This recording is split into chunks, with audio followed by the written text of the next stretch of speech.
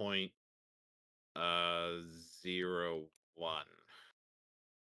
I think is the rate that somebody would get it. So then, what would be the odds that somebody would give a false negative from that at any given time, just from a random person in the populace? Um, just because I'm curious, I'm gonna look this up. I know where I can find it though, so just give me a sec. I have to go with my web work because we had a web work question actually like this, like last week actually. Now I got to remember how I did it. um,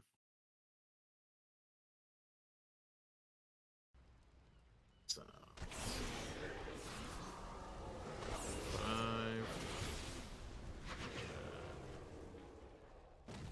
Yeah, it is known a drug causes side. Okay, so this is the side effect of the drug, but that might not be what we want. It's a different one. This one looks similar.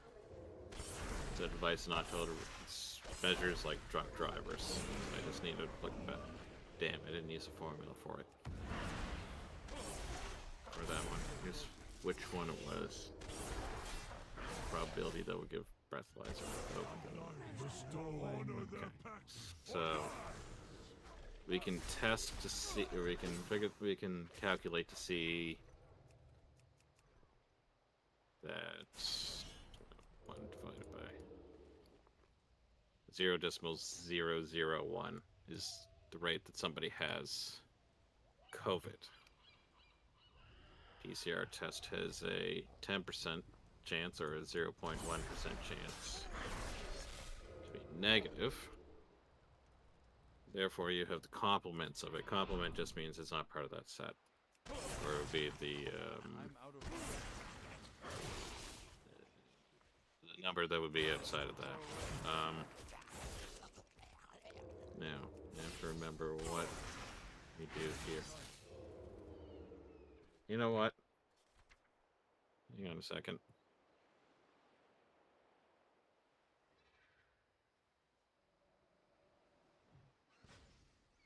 Hang on just 1 second.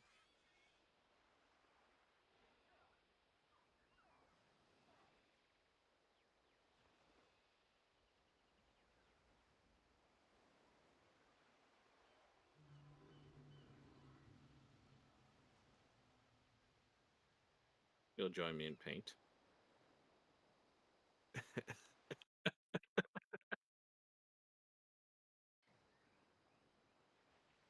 Join me in paint. This is what it's going to look like. You can use the formula. The formula is really pretty looking. And so you just have some. Yeah, this is something I learned very recently. It is $700 at work.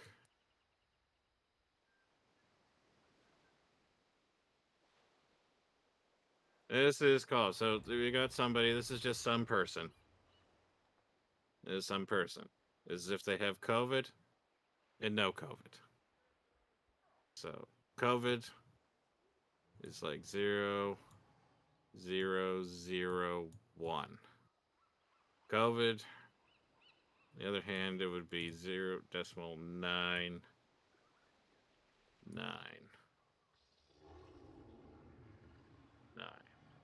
Yeah, this is population. 0.999. So this is percentages. So this is like a thousandth of a percent chance. And this is actually that's a tenth of a percent chance rather. And this is a 99.9% chance that they don't have COVID. Now, this is the test.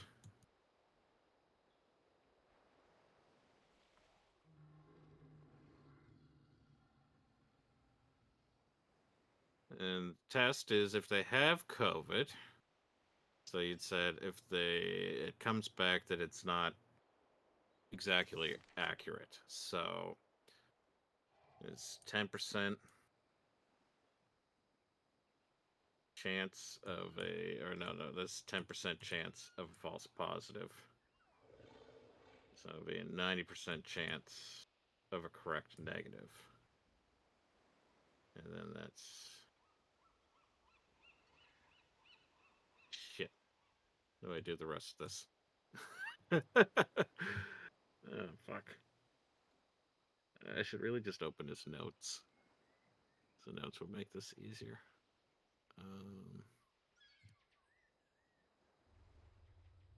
Pretty sure this is...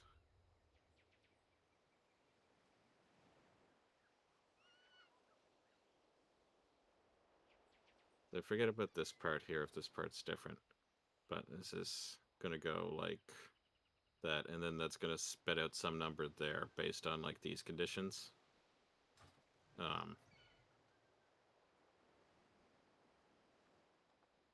I can't remember. That's exactly how that goes, and I have to go back to see his diagram for it, so I could just reference one number to another number. Oh, geez, it might have even been further back than this. Yeah, maybe it was on.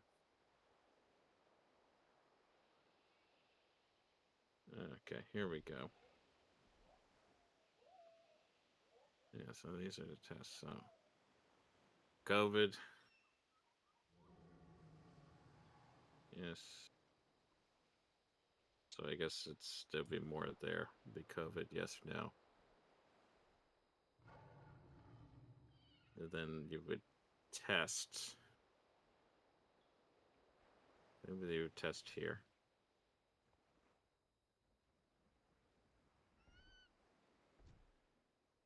I promise you I'm doing okay in this class.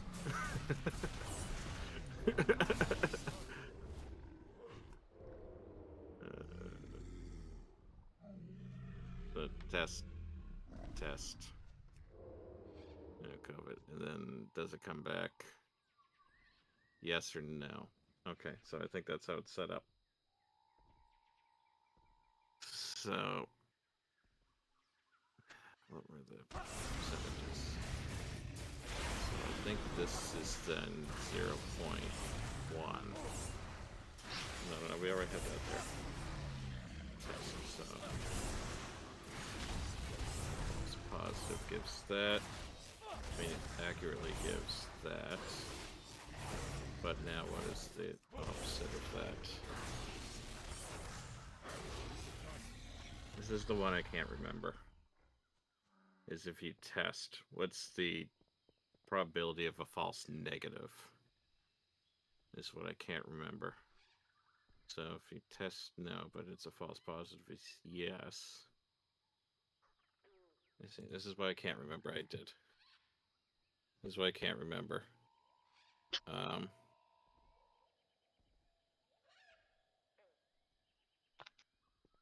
Jesus made sense to me before, but maybe let's look for a better example than that one. So that was about drawing cards.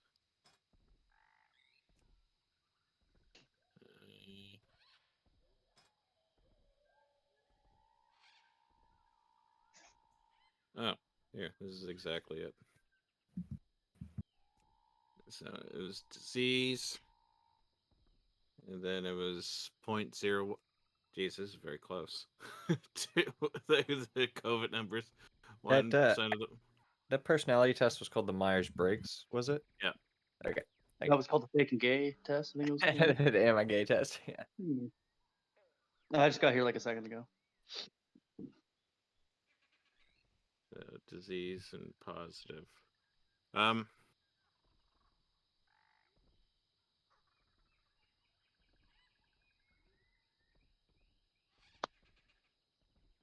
Well, I can get these numbers. I don't remember what this is. What are the parameters of this question? Rare disease. When a person has a disease, test is positive with a 95% probability. So I guess that's 10% error. So that would be 0.9 then, and then that might be like 0.1. If that person does not have disease, the test probability is 0.02. Suppose 1% of the population truly has the disease.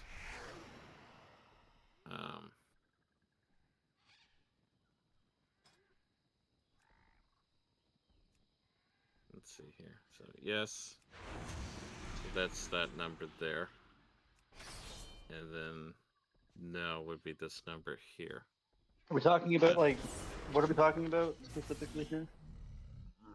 We're trying to do the math on, Sean was talking about a statistician that was talking about how COVID numbers were inflated, and I'm saying, oh, we can actually use the formula that he probably used based on these claims, and now I can't remember this part.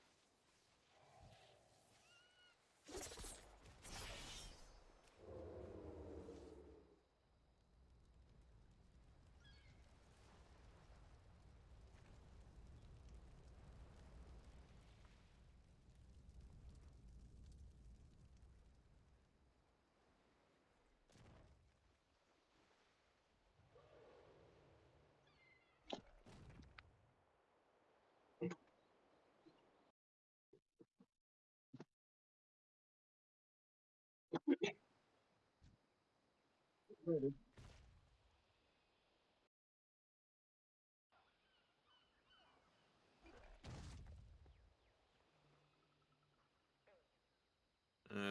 me.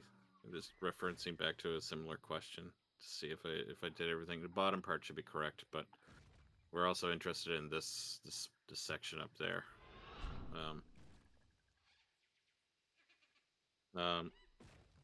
Hang on. Just let me finish this one thing here.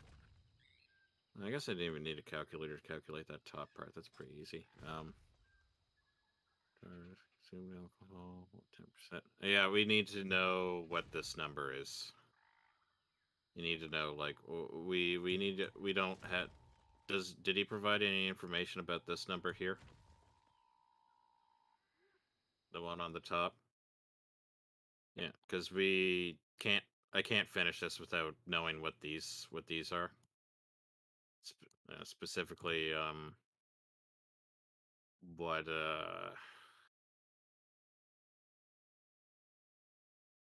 the values would be to give like a false negative if somebody did have it. Because I need to know what those are for that. But specifically answer the question that he was talking about to say whether or not more people would actually have it than what the government was saying because of false positives. It would be you get to this number here. So what happens is there's 0.999% chance that you don't have it, based on if it's 1 in 1,000. So that's the complement of it. 99.9% chance. There's a 10% chance the test could be wrong, and a 90% chance the test is correct. So to call in the accuracy of the test, if you don't have it and you test negative, there's an 89.91% chance that you test negative. However, if you don't have it and you do test positive, there's a 9.99% chance that it's actually wrong. So based on the what would the population of? Are we going to go with the population of Canada or the population of New Brunswick? It's not a million. It's like 750 some. Let's just say 750,000. All right, all right. I rounded up to a million times 0.00999. So based on that claim, it would be that we would have about 99,000.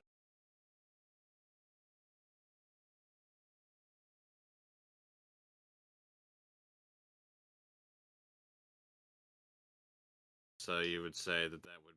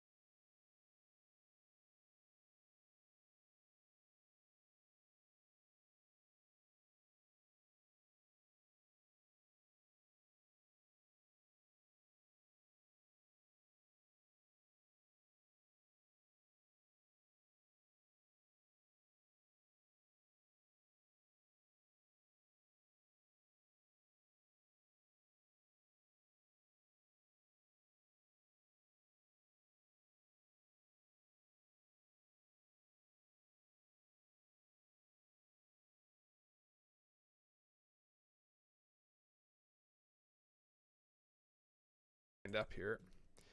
You're not. Dear God.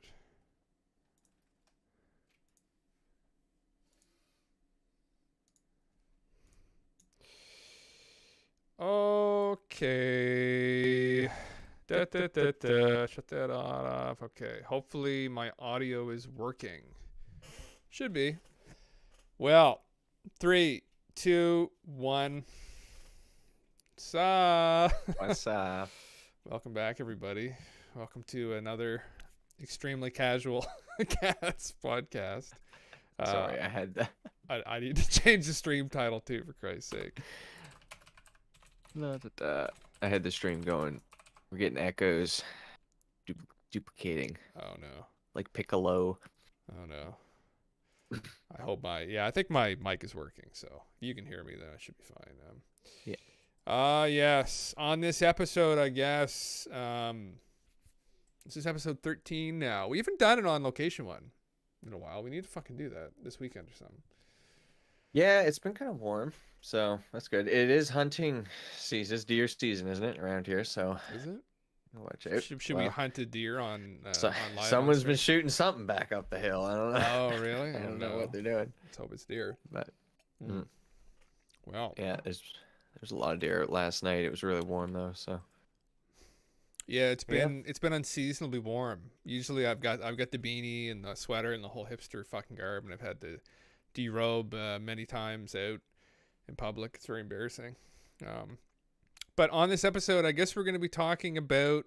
I've got it up here, all about Yay. all about Yay. That's what he's calling himself now, right? Yay. Yeah, this is Okay. like it's like Kanye. It's just like the last part of his name or whatever. What should we change our names to? Should I officially change my name to Jim Russell? Like, I don't know. I don't Like know. I was thinking about that when I was recording the Dungeon Masters workshop on Leaky Piper / Twitch TV on Shameless whenever plug. days I do it. Yeah, I don't know, because like when I designed when I carefully meticulously designed the idea of the Leaky Pipes name, that there was supposed to be this idea of a character that like an alias of some kind, but I think just times kind of at times went to the way, where like people basically just do whatever online there. They're just themselves. And so yeah, I don't know. I don't really feel like the Leaky Pipes character, that like alias, is very Dungeon Mastery. I don't even. He would just be like Chinese mobile game, like spammy, annoying. Like I don't know, like Fuck just yeah. these weird these weird aspects. But what about Yeah. Kyran? Your alias? I always remembered your yeah, alias that for was years that was Kyran. the early. Yeah, that was the early one. I had Kyran and Vitos. They were both names that came about from Beyond or Build Your Own Net Dream. It was like a site that had this like game coding.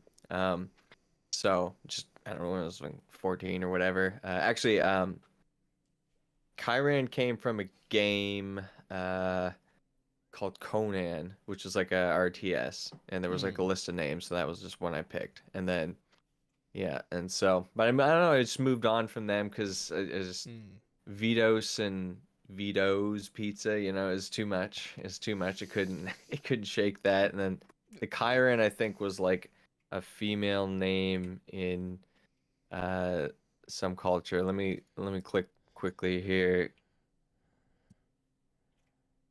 I know I guess it's a baby boy named Mixed Origin, meaning both beam of light and okay, so I guess this is male name. Yeah.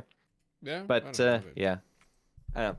I haven't used it in a while. I better- associated that with like my dark side, right? The dark horse. I was just like, he's like the bad boy. Well, that's what Jim That- Russell kind of is of my own. That's where it came out of, I guess. I loved the rustling memes, and I devised that character in our D&D session how many years ago now, and that's what I stuck with. I always had shit aliases. My name was like Sean Izzle. Just my name with Izzle at the end is a meme on like the whole like fucking thing, and I hated that, and that's what I always stuck with. I was like, oh fuck, I hate this. It's just my name with Izzle at the end, and then yeah, I just did Jim Russell after that, and I was like, there you go, that's better. Yeah. It's like after a while, yeah, when you choose to identify as a name, it kind of like, I guess it like grows on you. Yeah.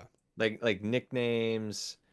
Like I've never really had a nickname that I didn't like. Well, I guess there's been like names I consider like insults that I got upset about, but like I've been called Stretch, you know, I've been called all the classic nicknames for tall, and I don't get the tall. I don't know. It's just it's interesting. Like, yeah. Yeah, I don't get the tall hate. Like if someone comes up to you and they're like, It's "You're it's not- tall," it's- I'm like, it's, "Yeah, I'm it's bigger like, than you." it's like I would say it's like Uh, like envy or whatever, but like sometimes it is. I don't know. oh, Okay, obviously, so it I know always is. so I know when I see someone who's like 6'10", I'm like, this motherfucker, right? What are you doing in here? Go.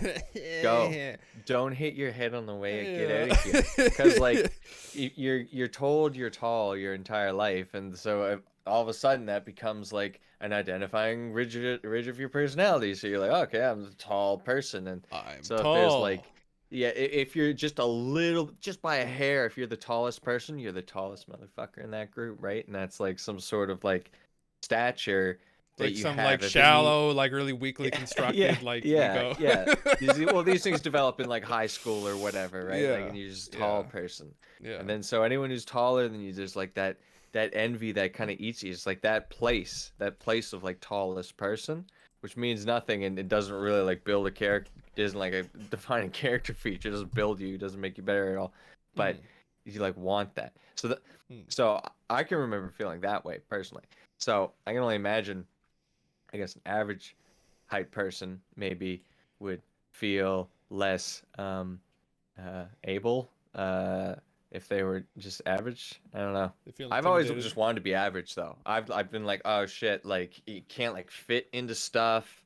Like you can't Yeah. it's harder to be a contortionist, I think, if you're tall and lanky. You get the lanky, like you just lanky now, like that's what Yeah. you do, unless you bulk up, Yeah. which like your muscles are like all like shoulders, like you got a lot of arm. That's like a lot of You could. We'll get you shorter on a people, fucking fitness you know, regimen. like shorter arms. You'll like, blow up. You'll send all those short kings into a fucking complete Yeah. panic, tall and jacked. Good luck, GG. yes. we all GG. have our strengths, there. Not to do any short hate. Short people Oh have their no, strengths God! as Yeah. well. I mean, Um, I'm also like 6 feet, so I've never had to deal with the whole short thing, so I don't really know. Tall privilege. We're just tall I don't- privileged in here right yeah, I now. guess so yeah. Like I mean, tall like privilege. I consider tall like you over 6'1". I'm like, okay, that person's tall. I hate to say this, but like 6 feet, I find to be kind of just like average height of a man, and that may be discriminatory to people who are under 6 feet. But of our friend groups, I've always been average height, at least. If you know what I mean, like everyone around me always seemed to be like this around the same height as me. So I don't know. Maybe we're just skewed up here where we live. Just hard Well, times. Google says that 5'11" makes you tall.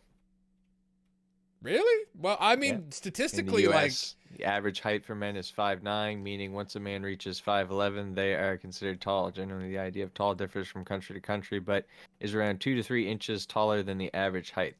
So we got So I guess what we're looking at is taller than the average height, and so when Yeah. your average height is 5'9", so then you've got who's that basketball player who's Is it 7 foot Chinese or sev- whatever. Oh yeah, Yeah. he's like 7 something. Yeah, Yao Ming. Yeah, Yao Ming. Yao Ming. Yeah. There's another guy So, who's like 7'8", 7'9". He's fucking so cute. he would like by that scale be considered like some sort of like freakishly tall or something. Giant. Not to yeah. Just call him Anunnaki. freak. Brad, you're off the scale. You went right into Anunnaki. Hmm. Mm. Yes. Fuck yeah. Well. Anyways, we're supposed to be talking about Yay here, I guess, and all of that jazz. No Well, one's really in there, yay, but- and self improvement. I think Yeah, is, there you go. is Yeah, the that's it, yeah. the main Yes. or just like improving in general, right? We were gonna talk about Dragonflight. If yes or no, right now, do you think the the 3, 2, 1 the user interface update is a good thing or a bad thing? Yes or no? Oh, did we state this is related to World of Warcraft? I enjoy it. I don't think you should have to download a game, buy a game, and then be forced to go download add-ons for said game. In 2022, I feel like the game should fucking function fairly well by its own, and it's a welcome change that I literally don't. The only add-on I have is weak auras because I track buffs down by my character, but and debuffs, Perfect. So yeah. So we're on track for an improvement then in WoW. That's great. Yeah, the talent system, I have to say, I ask your opinion on that, but I'll give mine quickly. Brilliant. With the, I've been playing, I always play common point classes, whether it's Feral or Rogue. Typically it's been Feral, but I'm playing Rogue because I don't like the way Feral plays lately. Rogue playing fucking great. Awesome. Great class. Did a great job on it. And that's 10 talent points shy of what it's going to be. So brilliant. I don't fucking know. I mean, I don't know about the other classes. You can give feedback on the classes you've been playing, but I like what it looks like now. Yeah, I've only really looked at Druid and I've been playing mostly Guardian. But yeah, I like the talent system. I mean, it glitched out early, but everything's working out now. Well, not the talent system, the display UI. did, but Yeah. yeah. For Vengeance, I gotta say, I'm so happy that they took Fodder to the Flames out of like the core abilities. It's this ability where as you're attacking and doing damage, you get these chances to summon this like demon thing that walks in, and then you hit it and you do a lot of damage and it explodes and it does a bunch of damage to everything around it. But very confusing ability. I've had my issues with it in the lore. I'm never gonna use it. Should have taken it out of the game, but it's good that it's an option. It's just like an optional thing now. So, yeah. So that's an improvement. The button to like pick up stuff now, I think that's pretty huge.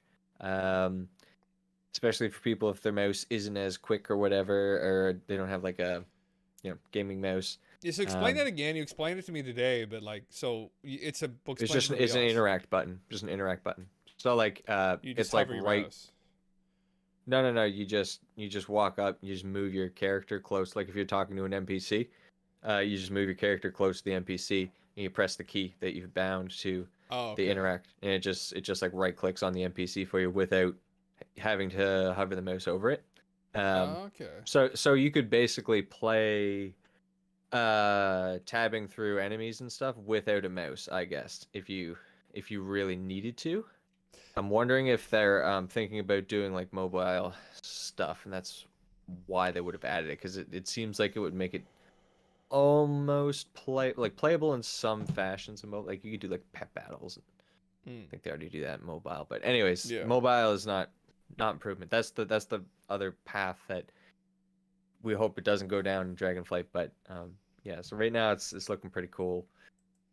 We'll get the Invoker, we'll get the dragons, fly around, do some stuff. We're gonna find out in a couple weeks. I'll be in Europe for a little bit, but I'm back whenever the fuck, like the 11th or something. It's 15th it comes out. So yeah, fuck, it'll be I'm curious to see how it's gonna go. I don't have high hopes for it.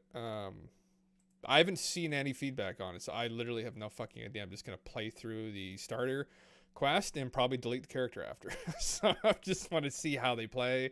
I'll probably use some DPS, and I'm more excited to see the zone that it starts up, because we'll have an opportunity to go through like a Dragonflight-esque zone, I think, playing through, which is why I want to play it, really, the only reason why. Yeah, I don't, this is kind of WoW moving out of Bobby's shadow, I guess, because like Bobby Kotick is gone, or he's technically gone. That it's technically going to be under the control of Microsoft as we move into Dragonflight here. It's in 2023, but you know, I think the vision has changed. I mean, the problem again with WoW has always been that, and they may still have this problem, but this problem with a lot of games is they kind of misunderstand what the player base really wants. Like, they're too caught up in marketing some new fucking thing to like try and recruit new players or some bullshit. But like, really what the WoW player base wants are decent raids, good looking gear. They want the game and the classes to play well. And that's it. Like, they don't need some like, I don't think it's a game where you need some great captivating fucking story. That's a bonus if you can get that. But like, it's like, I don't know. Well, I know what I want, and like that's what I want. I don't know what the opinion of I feel like playing the game for so long, I'm an integral member of the WoW player base. So like from my perspective, like I normally do PvP, I'm moving into PvE content through Dragonflight, but I just want the game to play good. I want to come off all the fucking boys and we just go on and do some mythic dungeons, a little casual PvP, some casual raiding. I don't fucking know. I mean, I'm not looking to be the best anymore. Like, I'm not looking to spend 5 hours sweating in my chair trying to get fucking 2,500 for Gladiator in 2v2 or 3v3. Like, those days are done. So, I feel like a lot of the player base has matured too, to where that's kind of what they're looking for as well. Like, some of the, obviously, there's going to be guys who just are naturally really good at the fucking game and like playing at a high level. But I feel like, speaking from the casual player base, I think that's the vibe I get, but I don't know about you. But Yeah, as far as like where I would hope to see it go, I think just try to keep a positive mental attitude about it, you know? Just try to hold my head up high, take it on the chin when I have to do 100 fucking world quests. Fucking fly in Azeroth or fly in BFA and just fucking take down the chin. Little quests, little quests that fucking Bobby gives you. He gives you little quests.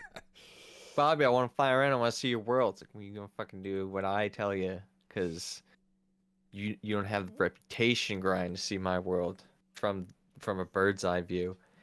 But then Dragonflight comes out and just like, check out this world. I don't know. Yeah, so maybe it is. Yeah, maybe that's the core difference there. They're trying to get as far away from Bobby as possible. You have to go back and visit Bobby occasionally and his broken, stupid fucking ideas for systems. Yeah. But yeah, we can move forward. Starting with flying, flying zone. So I mean, I guess starting with flying is probably a good idea from a design standpoint, because eventually flying unlocks, right? So if all of the world quests are designed with this like, so like Bastion kind of felt this way, where it's like, I'm saying like a lot, but you have your ground mounts for the initial like release and all that.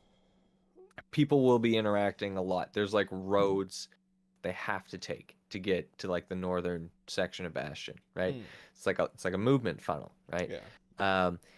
So that's bottlenecking like the player interaction and traffic.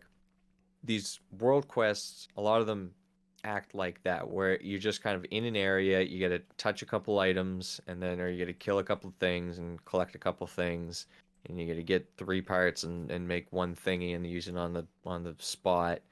And all of this is just to slow you down for a little bit so PvP can kind of happen and player interactions can happen to push through like world quest stuff.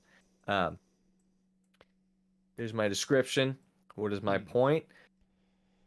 Sometimes it's not so innovative.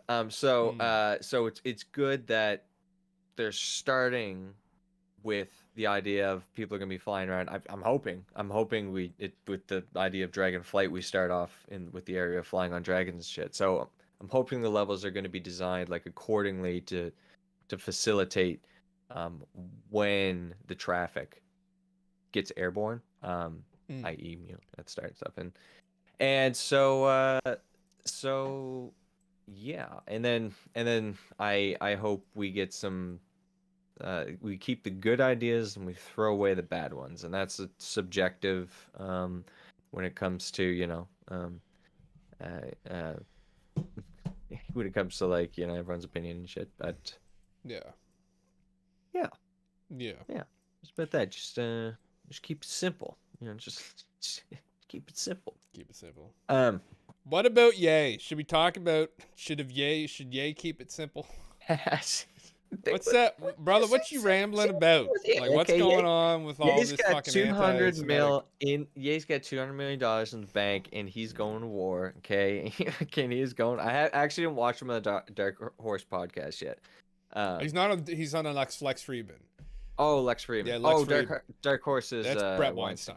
Okay, yeah, Brett that's Weinstein. Eric Weinstein's brother. Yeah. Yes. Yeah, I saw him on Piers Morgan. He's a character. I was gonna Google. I mean, this is almost like, again, what's it called? A little invasive. But what medication would he have been on? Do you know? That's confidential. I don't even. Oh fuck no, I don't think so. Yeah. But whatever one, it's like it seems like maybe he should still be on it, or something, or maybe it didn't work very well. But I don't know. He's bipolar disorder. I don't want to leave it with that. He seems to be like smart. But I would say he's feeling a little bipolar-y. Seems a little bit manic. He's incoherent in his thinking. Like, I was going through his logic with like the anti-Semitic comments, and I was like, okay, where's this coming from? Did like a bunch of Jewish people hurt you? And like he kind of alluded to that. He was talking about like that they control the entertainment industry, they make them sign these contracts, and then they can't talk about things, and I don't fucking know like what they can't talk about. I was waiting for him to say something spicy, like there's like Satanists that rule the world, and he was gonna go into some spiel about that, but he kept going on about just like anti-Semitic. Listen, like there's an explanation. There are a lot of people of Jewish descent that run the entertainment industries, but there's also a lot of people of Jewish descent that run the banking industries, like a lot of corporations. One of the explanations I've heard that is probably the case is Ashkenazi Jews. I forget what the term is, but there's like a subsect of there's a Jewish people that tend to end up in these positions. Like Einstein was one of these Jews, and they're very smart people. I know they're very good with math. They're very good with numbers. Like, and logically, when you're in these big industries, like that's a good trait to have. And that these people tend to kind of move up through the corporate ladder in these different areas of like, well, again, it's like it's in Hollywood, or it's in the entertainment industry, or they're in the banking industry, or etc. And it's like, well, they're just smart people. So, that doesn't necessarily, and that's like a classic for people that don't know, conspiracy meme that is like, oh, blame the Jews, like the Jews run everything, and that's tied to like Hitler too. I kind of use that narrative, and that's obviously like very wrong. It's not the race of people that's the problem. There's probably a problem with people in power, and some of those people are Jewish, and some of those people might identify as Christian and Muslim and Irish and whatever, German, whatever the fuck. But he didn't really elaborate on it. He was just kind of throwing this stuff out there like he's coming after them or something. I was like, it was just all incoherent rambling. And occasionally he'll make some like really coherent like points. Like he'll make some good, like he'll kind of come to. And that's when I started to notice he seems like he is off his rocker, where he almost like goes into this trance in this daze, and then he'll come to. And he fades back in after a little while. And I was watching him do this, and I was like, this is kind of crazy. Yeah. Like, I feel bad for laughing at it, because I have like experienced like Swings of Mania before, and it's not Probably like have, yeah. it's not like an exciting thing to like really, I guess, not have control of that or feel like you're out of control of that. And maybe he does, maybe he doesn't, but yeah, I don't know. Yeah. It's pretty evident without like without sitting here diagnosing Ye or anything like that. Well, from my limited exposure to the guy, like he always sounded kind of nuts. Like I don't think he ever sounded. I mean, I'm not a fan of his music. I know a couple of his songs. He's been around for a long time now. I think he's in his 40s. Like I remember when I was a kid. But he's always sounded kind of like incoherent. Like he doesn't sound like a logical person. He doesn't sound like, he sounds like out of it. He always, whenever I've heard him, he's never sounded like he's been a very coherent like speaker. Like he sounds like he's kind of nuts. I hate to say that about people because like a lot of people will get kind of like, people will try and like prove their point, and maybe they're not very good at communicating their point and they get misconstrued, and that's what he's arguing.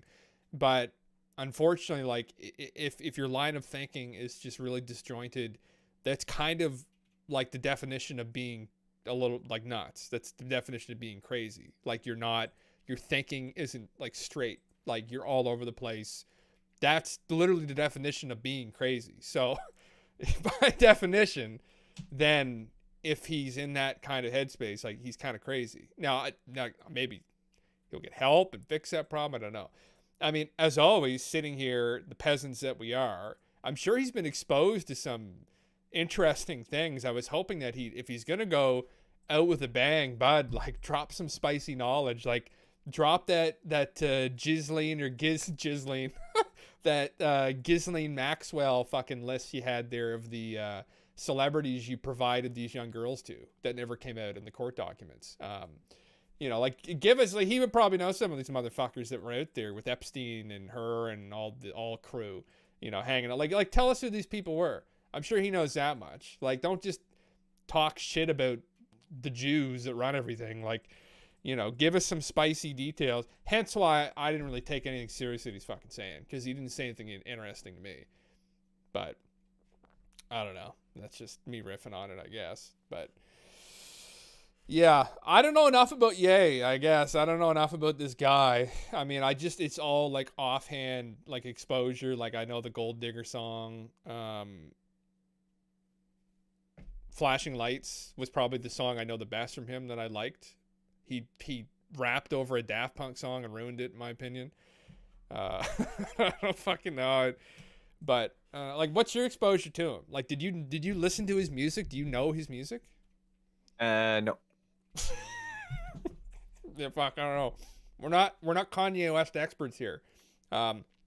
His album Graduation actually came out the year we both graduated, so it was a big deal in our graduating class among some people because they were like, and you know, the album was a big deal. I think it came out at the 2007. Did it come out? I'm curious about that.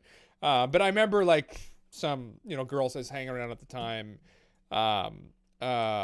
were obsessed with it. So like they'd be playing it in the car and stuff. And I was not a rap fan. Yeah, September 11th, 2007. So that's when we were in our last year of high school, the start of it. So throughout our last year, I was hearing the album. I didn't particularly enjoy it. I mean, I love Tupac and Biggie. I love like the older kind of like 90s rap guys. Like same with like Nelly, 50 Cent, like all like the club dance rap guys. Like I love their music. It was cool, but I fell off from that. I didn't really vibe with his music, but what are some songs? Like, do you know Is Stronger was I did not like. I love Daft Punk, but I did not. I thought that was just fucking terrible. What else did he do? Good Morning. What was the big? Oh, Flashing Lights was. I remember that. So I didn't mind that song. That wasn't too bad. Everything else, yeah, I don't know all these other songs other than Stronger. But very well reviewed. Was that his first album? Oh, his third studio album. Holy fuck! Really? What was his first album? I don't know. Any other insights into Ye? Like, what were some of the things you heard him saying on Piers Morgan? I just thought it was funny that he kept making fun of his accent and shit. Kind of had like this what do you call it? I don't know. This podcast is supposed to be about shit talking. Yeah, this podcast is supposed to be about self improvement. What advice would you offer to Ye to on his self improvement journey after this recent departure from Adidas and all of his financial loss and his semi canceling maybe? Well, this is what we were talking about earlier, that we're going to give this multi-billionaire, we two broke philosophers are going to give this guy some insight. But maybe we need to, because, I don't know, he doesn't seem to be very well thought out at the moment. It just goes to show you can make a fuckload of money and still end up completely, like, deluded. And have, like, your moral compass and your compass in general can be quite distorted, irregardless of how much money you accumulate. And maybe like the fact, the nature of being famous and being exposed to that kind of life probably doesn't do wonders to one's personality. Like, he seems to have developed, we were talking about this earlier again, like an extreme narcissism. Like I keep hearing in these clips, he's referring to himself as a genius. And I had memed on this earlier, but I was like, I don't think legitimate geniuses refer to themselves as geniuses. It's one of those things. It's like, to be a genius implies that you aren't just intelligent at what you do and your field, but you have kind of like a broad, like almost far-reaching impact on like everything around you, all through the fields around you. But that requires like a really a big perspective of like all of these other problems and of yourself. And it probably requires a lot of introspection to get that kind of like, what if not introspection, but anyway, perspective on things. And to call yourself a genius, it just implies like it's such narcissism. I think therefore you're not a genius, right? Like, if you keep having to tell people you're a genius and you keep having to tell yourself a genius, chances are, bud, you're not a genius. You're good at what you do, but like, considering the mess he's just gotten himself into, I mean, if he still can't have an honest conversation with himself, then stop trying to go get advice from other fucking people, because you're a lost cause. So then in regards to like, how can we give him advice to like, for self-improvement, turn inward, I don't know, like listen to yourself speak. But then I don't know. I mean, he doesn't seem like the kind of guy that does drugs. He doesn't give me the drug vibe, honestly.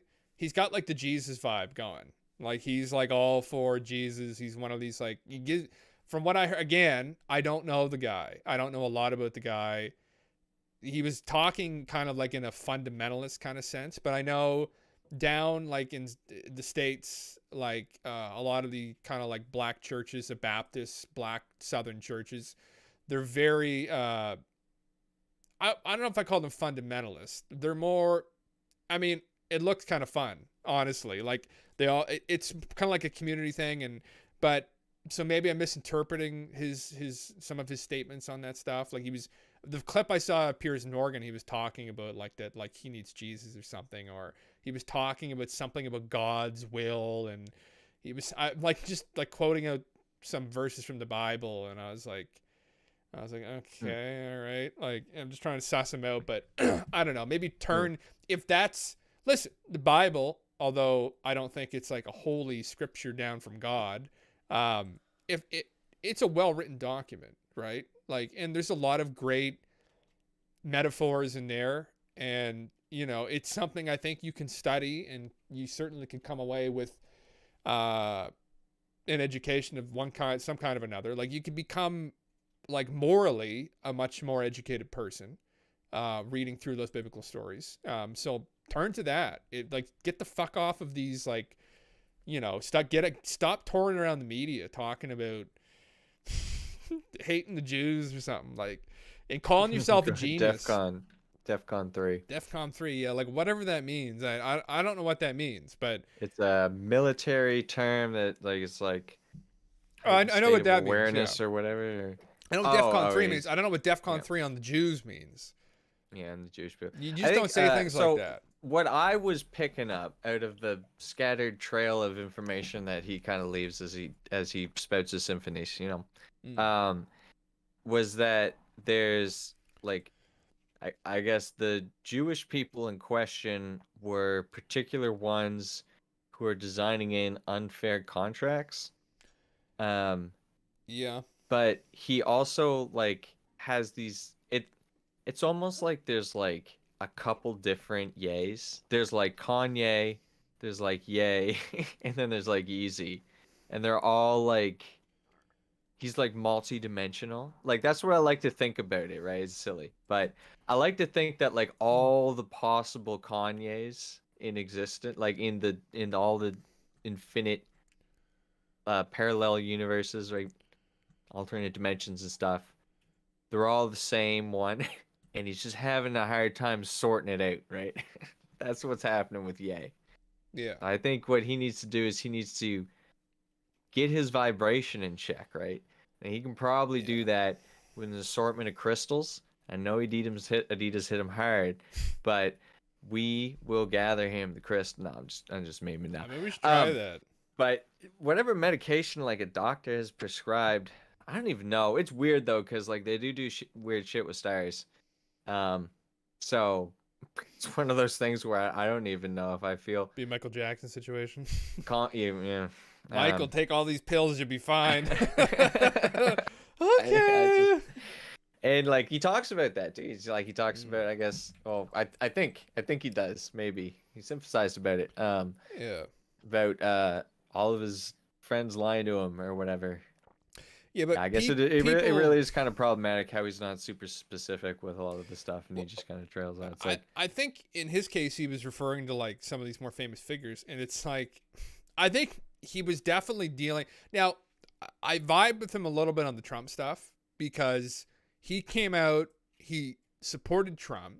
He didn't like the narrative that was around before, where you get two fucking choices, right? Typically. Are these like kind of pre-elected people almost, right? That like the parties will select. So like the Democratic Party selects somebody who's toeing the line, and the Republican Party down there selects somebody who's toeing the line. And then you get two choices of people you don't really give a fuck about, right? They don't really represent the people. And with Trump, he liked him because, he was kind of his own person. Now, everybody has some problems with Trump as a character, but as a leader, I mean, he wasn't subject to like foreign influence, and I'm not saying like foreign countries, but like influences like even within the states, like lobbying and stuff. He didn't really need it.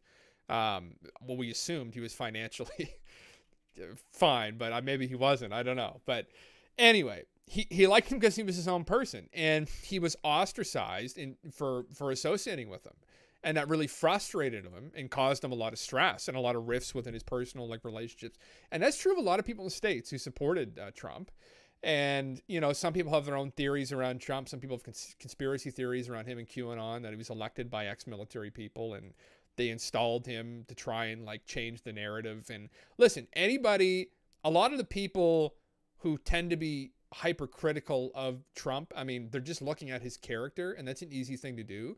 But if you're looking at his presidency, in the entirety of it, as well as the run for president and how he was elected, you would have to take into account the whole QAnon phenomena, and you would have to acknowledge globalism in the world and the effect globalism is having, and negative, in fact, I might add, and that we are in a huge fucking problem in the Western world with our democracies, and that, in the States is probably the worst culprit of this, but all these representatives, right, in the Senate and whatnot, they're all lobbied to shit. I mean, how can you trust any of them? The oil companies have them in their pockets. The military industrial complex has them in their fucking pockets. Even foreign countries probably have some of these candidates in their pockets, and we don't know, and you can't really trust them. So we had somebody come in who theoretically wasn't being influenced by, any other individuals, and Kanye West, right? And we have to assume too, this is something I like to tell people, because like, don't assume right? Don't assume you fucking understand your little, this is your perception of the world right here. Should get over my eye on the camera. It's gonna hurt. This is like the common people watching this and us. This is what we fucking see. Okay, here's what fucking Kanye West probably sees. He unfortunately is privy to a world we don't know about because he's hyper wealthy and he's famous. He's probably been privy to child trafficking, drug trafficking, all of these people being compromised. Like he probably, like we theorize about these things. He would fucking know that. Trump. So here's Kanye West. Here's probably fucking Trump, right? Trump probably knew this much. Like he was privy to all of this.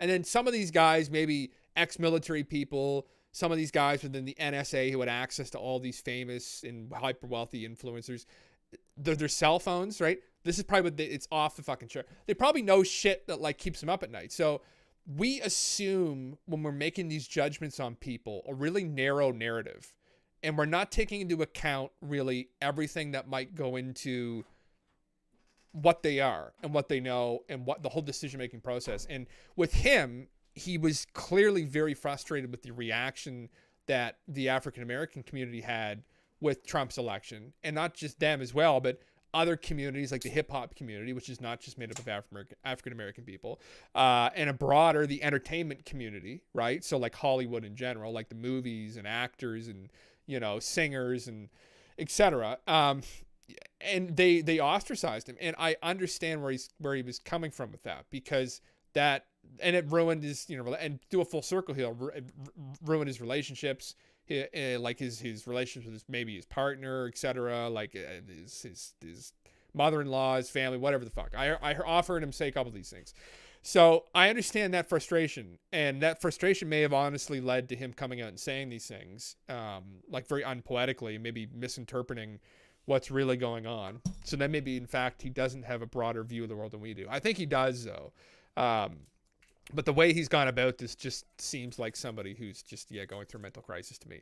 But that was a bit of a side tangent and rant, but that is something that I understand where he's coming from with that, because I forgot he associated with Trump back like a couple of years ago and had the MAGA hat on and visited him. And I kind of remembered that he took some flack for that. So, yeah. But I don't know. Leaky? Leaky. Well, I mean, I don't have much else to say about Kanye. I got a little bit I can talk about self-improvement, though. Yeah, but let's get back on that. Let's get back on. I'll change the banner. Character.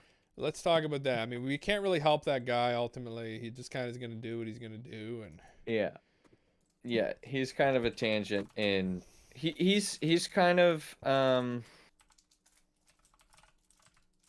I'm gonna kick him while he's down, but he's kind of a good example of, like,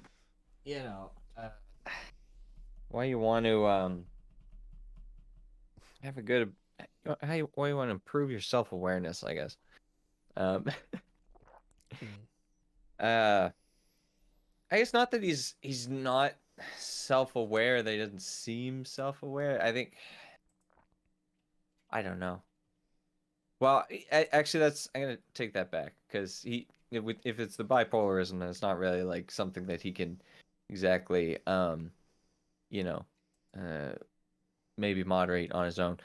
But I guess it's a good example of what pitfalls healthy people can fall into. Then I guess maybe, but anyways. Well, yeah. I got three.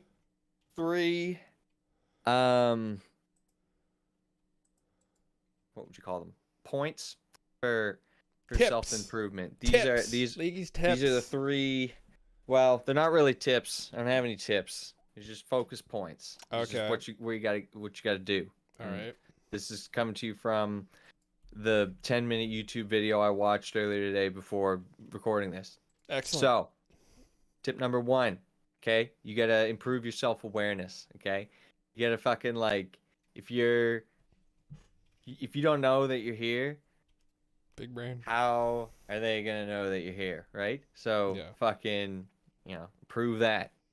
So anyways, without memeing, things like noticing how often you say like and trying to prove upon that, yada yada yada. Identifying the Oh, we're skipping. Okay, so the second, guys, Self-awareness. the second, after you improve your self-awareness, okay, you've got to discern your identity, and then the third one is identify your talents. So, improving self-awareness, self-identity, talents. Jim, how do you find out what you're talented at? That's a good question. I'm still trying to figure that out. 32 years on that motherfucker. Holy fuck, man. We're still deep in it. Yeah, Holy no. fuck.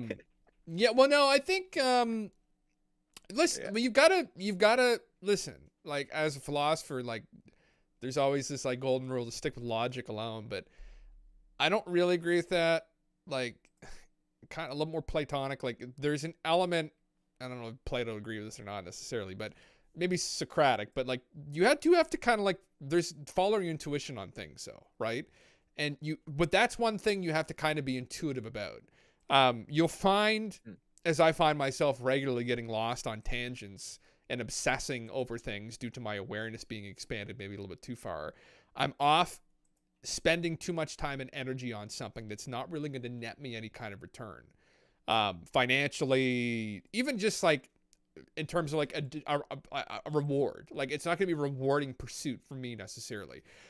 So you'll fall into those things. I mean, I guess for me, like I was a musician growing up. When a kid, I picked up guitar and I wrote songs, and I've done that like off and on, kind of like not. I had a couple hiccups, unfortunately, but that's something that I love to do, and that's something that I'm passionate about. But yeah, to find your talents. I mean, I think the first thing that people have to realize that irregardless of your age, you can always develop a skill. Like, it's never too late to develop a new skill. Like, even what we and Leaky have been doing here. I mean, our talent as we go along with this, maybe to realize we're more kind of like Renaissance men, and that we have, like, I'm kind of like equally shit at a bunch of things, but combined that all equals some kind of talent. And I can use this medium. We can use this medium to pass that along, and that's something you figure out as you go and do these podcasts that we're still doing to, like, right now. If anyone catches this in the future on our like to know viewership, we're still trying to figure that out. But you're never too old to pursue something that you have a feeling that you might enjoy doing. And I think probably my advice to somebody would be, like, find something that you enjoy doing, and then just pursue that. And if you do it well enough and you take it seriously enough, like, you will become good at it, and then that will be regarded as talent in your repertoire. So, yeah. I remember, like, we just made pizza dough recently, and it's so easy to do. And Yeah. I think I'm trying to remember I think that's the most recent revelation I had with things skills I didn't realize that were fucking, I should have learned a long time ago, but We can open I a don't know if fucking that's the exact pizzeria. one, but that's the one I'm throwing in, pizza dough. Holy fuck. There you go. Just make them. We made wrap up some pepperoni with some sauce, some peppers in there. You fucking put them in the oven. A love for cooking, though. Maybe you're developing a love for cooking. Yeah. Maybe. Oh no, your actually, partner it was gardening. So it was like we haven't been Right. gardening. We garden the last 2 years now, and there was just something about the summer, get you outside. What have you been harvesting? What crop did you harvest? Well, I've grown my second cannabis plant, and I've harvested it, and it's very nice, very nice. I'm gonna continue doing that, but also Melissa will grow the vegetables and stuff or whatever. Food and whatnot, water but- it or whatever. I water them, and then I Yes. delicately water and trim the plant. You grow the plant, and the plant grows you, and Yeah. yes. Yeah, no, it's like, I was thinking about this earlier. It's a minuscule. It requires a minuscule amount of discipline to actually grow, like, produce and stuff. Almost like planting them. I shouldn't say that, maybe, because Melissa always plants them. I don't have the touch to make seeds grow. I don't know what it is, oily hands or something. Calm hands. Wash Probably your, it, wash your yeah. hands. Yeah. Yeah, we're gonna need some sanitizer and stuff, but yeah, they just they don't grow when I put them in the ground. So fucking I'm shooting duds. I'm shooting duds at my green thumbs. Bad. But yeah, I don't know. So maybe there's a little bit of discipline to that I don't understand. Burying them too deep or something. Can't tell what an inch is. Okay. Yeah. Yeah. But yeah, talents. Yeah, you gotta do lots. Friggin' you gotta try stuff. That's the worst thing for talent discovery is not being willing to try or taking something with like giving something like a full effort, like a new band, new music or something like that, or if you've got like a stigma towards a certain genre of music, or I'm just going to music because it's an easy one to think of. But Yeah. And don't be afraid to, like, you know, put yourself out there with the talent as well. Like, that was always my problem with music is, like, I love the writing of it and I even love playing with people, but like I just don't really enjoy performing. Like, I was never a performer. And I'm naturally not a performer in any way. So, you know, that was always something I'd struggle with and held me back big time, was going out and performing. And unfortunately, when I started this up again, I was 28. And then I was 29 when we finally got some guys together. And then I was 30 and then COVID hit. And it kind of held me back. I was hoping to get this going a little bit sooner. But, you know, don't be afraid to put yourself out there with it too. Like, if it's a talent, if you think you're good at something, like, share it. And that's something we've been realizing with social media, right? Like, we're both very introverted people, but there's a lot of people like that. And they're kind of afraid to share their ideas, you know, because they'll be criticized. I remember, like, one of the first things I posted on my Instagram, I like health and fitness, and I was cooking like ground beef and stuff, and it got a lot of views. It got like 6,000 or 7,000 views, and like 2 people commented. One guy was like, "Oh, gross, dude, that looks like dog food," and some guy like responded to his comment and was like, "Oh yeah, that looks like throw up or something." And I just deleted the comments, and I shouldn't delete the comments, but you know, my first exposure to like criticism. But I was like, you know what, like it wasn't that bad. I was like, of the fucking, let's say 6,500 people or 7,000 people that saw it, you have 2 negative comments. And that's always, I think, people's fear about putting themselves out with anything new, even if it's not like out in like a social media sphere. But let's say if you're learning to play guitar, you're always afraid that people can think I'm shit. It's like, well, yeah, you're going to be shit. Like, you're going to be shit for a while. But then one day, this happened with my friend group. I remember when I was a fucking kid. Like, one day, I was good. You know, because people don't fucking get, it's like the progression of things, right? They're like, oh yeah, you suck, you're shit, you're not good. Oh yeah, yeah, he's good, my buddy's good, he plays guitar. It's like, oh fucking Jesus Christ. Like, and doing that gives you perspective too with other people that like start new things, that you don't have that like dumb outlook where you're like, oh yeah, like that person's shit. Like, that's why you pick up hobbies and you do things and you start at the bottom with something and work your way up. It gives you perspective, right? So, and then from there you find like skills and whatnot. But what else was on the list? It was on so like there's the improving self-awareness and self-identity. For the improving self-awareness, I was going to take the Myers-Briggs again, but I think they charge you $2 now or something. No, it's still free.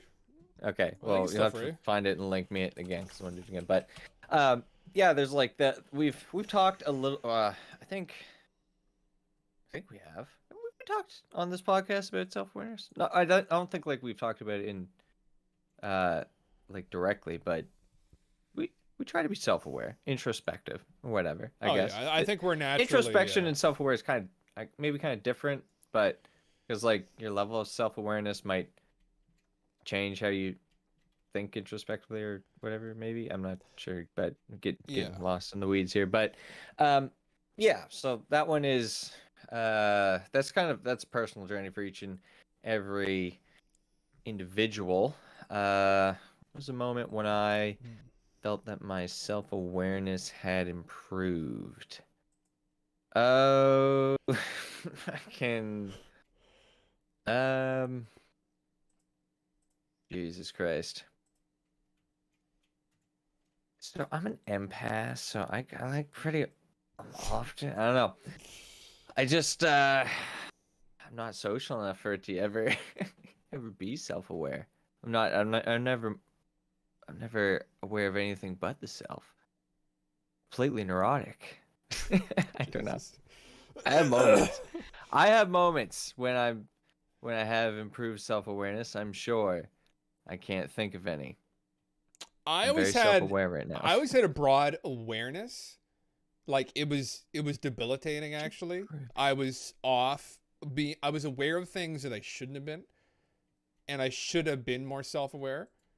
So it's like this weird, like, I was aware of everything around me but myself. If that makes sense. That like I had to reel everything back into me. And I still struggle with that. You know, I suppose. Oh, sorry. I No, suppose go the ahead. truth would be that there's many times where I've gained self-awareness, but it's always after like something I view as like a tragic mistake, which is varies depending on how like hard I'm being on myself on the thing. But if I've like become embarrassed, like those moments will stick with me. Of course, I just don't want. There's some I've had some whoopsies in my life, and it's just like, oh yeah, okay, fucking.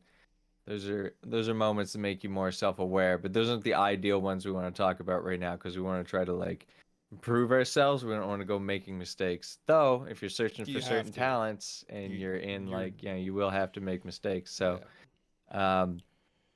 but what's another way that people can I guess you can ask people about yourself or go to therapy and have some sort of like reflective, introspective thing. Friends, having good friends, like good relationships.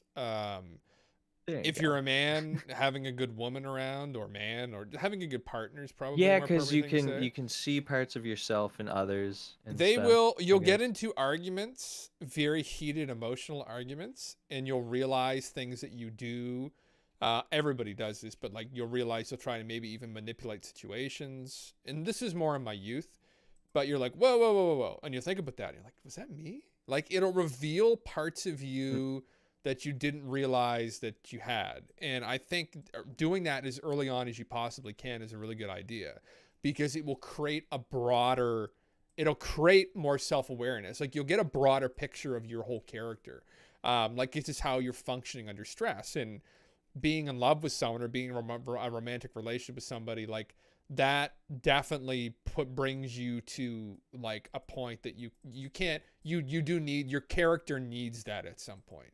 To go without that will impact your character big time, and to not underestimate the necessity for that to develop your character. You have to pursue that to some degree. Again, regardless of the age we live in now, like that man or woman, it doesn't matter. But that's really important, and that's something I learned fairly early on. It's probably like really in my early 20s was probably when I really learned it. It's probably when you'll really develop anyway into an adult well, whether I'm an adult now, I don't know, but like what you'll start to develop into a person, at least like somewhat of an adult in that point. And I thought that helped with my self-awareness. Yeah, your identity starts forming, which is the other one on the list, just self-identity. Yes. So self-identity is weird, and I find it weird personally because I think it's just because I was a little not like I would copy people, but not like doppelganger or mockingly though. But if someone had like there was a funny meme, I would just do the meme, and I just always saw that as like the way to be, and I think it was like 18 years old, and I'm just like none of my jokes are like my jokes, and none of my like mannerisms are really me. I guess I wasn't really self-aware, but the guy in the video, he talked about like forming your identity apart from other people, and I feel like my identity was shaped so much from like other people. It'd be a hard thing to do. It's like I'm just a void or like a putty that just like is imprinted with all these other experiences. And people do this sometimes, people do that sometimes. Like there's no grand like unless you like subscribe to like maybe some sort of religion where it's like, oh, this is how you're supposed to be, you know, like the Statue of David or whatever. You get like all your you know, mechanical processes of determining what your next most profitable fucking behavior should be. And Yeah, then do no, it. you know I'm what? just ranting. Yeah, I'm ranting. I'm being robotic now, but yeah. yeah, I don't know. It's a pretty common how thing. how though. does one find their identity? It's just what you vibe with most, right? Like you find things that you fucking vibe with, and that's part of your thing. So you vibe with guitar, you vibe with drums, and then it becomes part of your identity. I guess so. Yeah. I think Yeah. it's but it's a thing. This is an important, but I've realized like having those kinds of hobbies help develop an identity.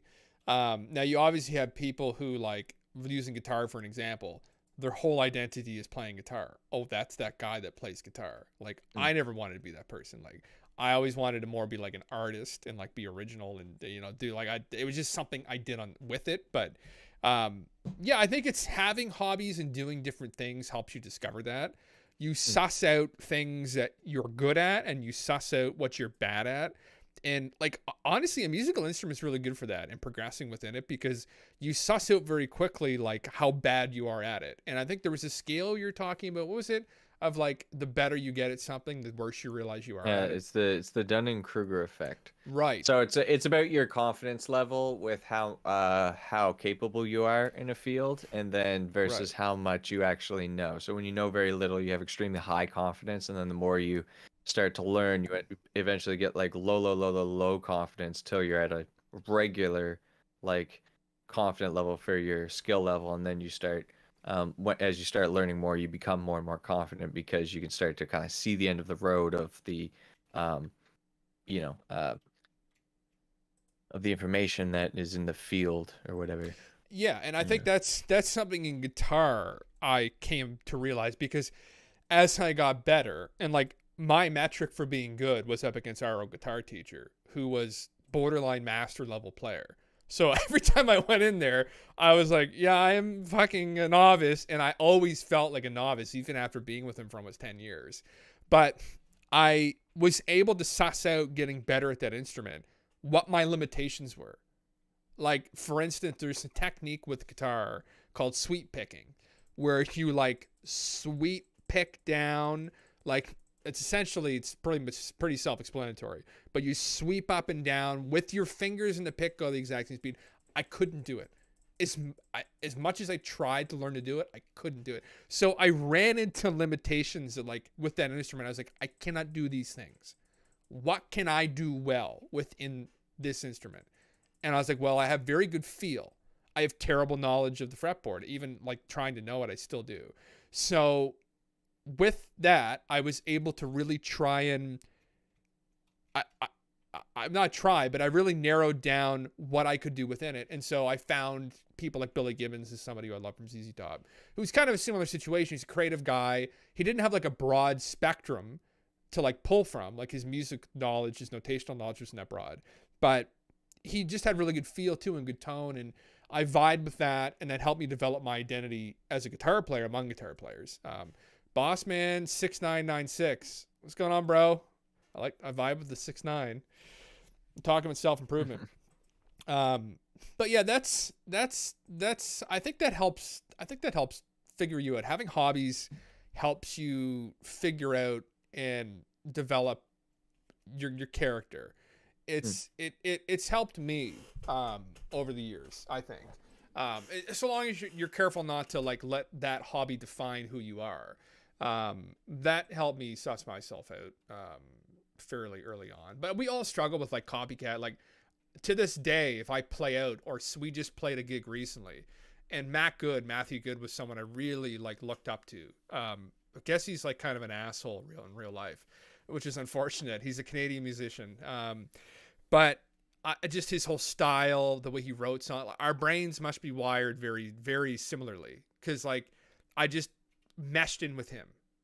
Like the way he wrote, the way he sung, to this day, I still get that. It's like, either the song I wrote, the way I sung it, the way I play guitar. I had people come up to after and say, "Oh, yeah, met like Matthew Goodband," and I was like, "Holy fuck!" Like, and I don't think the songs sound the same, my songs and his songs, but they do, right? So it's you will have those influences always, and I'm assuming that goes for everything, not just like that's just an example musically, but like people you watch, comedians you watched, actors you watch portray certain things in movies, right? Like I don't know, if someone watched like Fight Club like 1,000 times and watched how Brad Pitt eats or something. I remember like he eats, like people meme about that.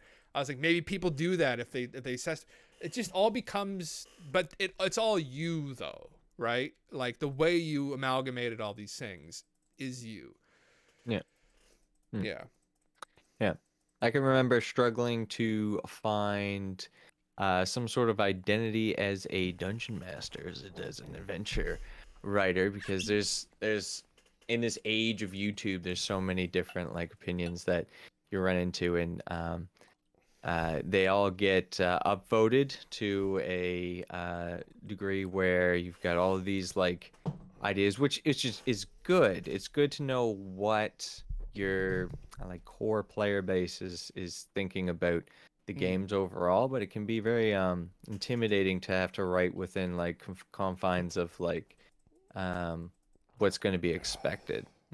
What I've settled on is that I'm going to keep all the tropes and conventions that I want because I like them and I feel like they exist for like they're like rightly so. Like dragons shoot fire because that's a century sort of it's a manifestation of this like sensory impulse that we're like pulling into our stories, or because you know there's a fiery tail across the across this comet in the sky. Hopefully not. Yeah. But Yeah. and you know, and gnomes are short because you know and live in tiny houses or whatever. Yeah, these are all familiar, and I think it works. And it's probably not like a very unique aspect of identity, but yeah, it's just well, you know, more of it fleshes out with the writing and shit. But yeah, it can be a struggle. All the influences, positive and negative, and they just shape you. They shape you. There's no real cookie cutter. I guess there's the there's no metagaming. No. I guess you could metagame, right? You just gotta meditate a lot. You're forged through fire. That's unfortunately for like young people, like really young that watch this. We're still like objectively quite young, but among young people, we're probably old. It's a weird dynamic. You know, it's hard though. It's a tough process. And for like eccentric, artistic / autistic people, it's very brutal. But that's just kind of the way that it is, right? I mean, like I think it's like if I were to have a child, I would definitely encourage them to seek out some kind of a hobby, whether it's to dungeon master in D&D, or it's to play music, or it's to do podcasting, or it's to go to the gym, whatever. Like those things do help shape you. And, you know, living a life without any of those things, I feel like it just puts you in a situation where you're just going to be at a loss. We're not going to talk about whether or not OnlyFans is okay if we have daughters, because oh God, I just want to pray it don't. I don't know. I don't know. Come on, well, listen, there's some boys. You have a son. Unfortunately, there's some boys on the OnlyFans as well. I've heard. I haven't ventured to that side of it. I suppose. Yeah, it's not filled with bussy. Yeah, I've heard there's lots of bussy on there. You know, bussy all over the. That background reminds me of a spyglass. Only bussy. Yep. Only bussy. Yes, it does. Yeah. Only bussy. Yeah. Yeah. No, well, what about that? Like, what route do you go down there? Like, maybe that's what happens if like you don't do any self improvement. You end up just selling yourself on the internet sexually. Like, but honestly, listen, you work some shithole fucking job long enough, or you do customer service long enough, and let me tell you, you will spread your fucking bussy for any amount of money to get out of that situation. Like, the amount of times I've considered that, like dealing with the general public, holy fuck. Like, I really do get it. I mean, and then you just do whatever you want, but then you get sucked in this time loop where you spread your bussy for $30, and then it's $100, and then it's $2,000, and the money's too good, and next thing you know, somebody sent that link to your family, and like it's just a huge mess, and you can't stop doing it because the money's so good, and you're just locked into this sick cycle of fucking perversion, and you're just lost. But Yeah. that's life sometimes. The internet is becoming well, I guess it's always been a very, very dark place, but It's especially twisted now, isn't it? And then, hopelessly dark. Just hopelessly dark. These AI things are sending you some of those AIs. yeah, fuck, but them AIs, they We fucking. can improve your site. We can self-improve the site. You can give you X-ray vision with AI now. Well, that- self-improve. Isn't that Actually, fucked? Yeah. That I was asking Galen and John this. If there was one human function that you could just like not have to do, which one would it be? I think they said sleep. Which is arguably probably a good one, but Probably piss, because I piss all over the floor. that's into my exact. piss. That I was doing that because I was You got peeing drip all dick? the time. Yeah, I was peeing all Holy the fuck. time, and I was like, man, if I was telling them the coloscopy bag or whatever. I was like, man, hook me up with a fucking bag, a tube, man. Man, Let just fuck. like so I can just sit here. I'm missing out on the good comms. Sit of just here having and to go all to the day, play bathroom World of all- Warcraft. I mean, Yeah, that's just life. Hook me up with a coloscopy bag here, and I'll just sit and farm Bobby's gold, and I'll have flying and BFA. I'm sure. Fuck yeah. Every mount, you get the Oh, 500 mount achievement. Yeah, the all 500 you man fucking achievement. You need, get that bud, otter yeah. thing. Yeah. Fucking Yeah. sender, yeah. God damn it. Yes. Yeah. But Oh my God. what was the But- last point of your thing? Did we go over that in the self improvement?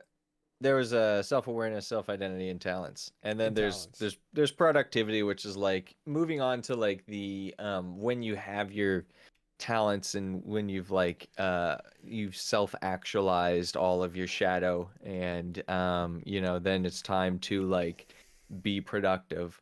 How do you get away from that those pesky setbacks? A couple things I just Googled. I didn't know about this 2-minute rule. So when you start a hobby, it has to be something that you can do in 2 minutes.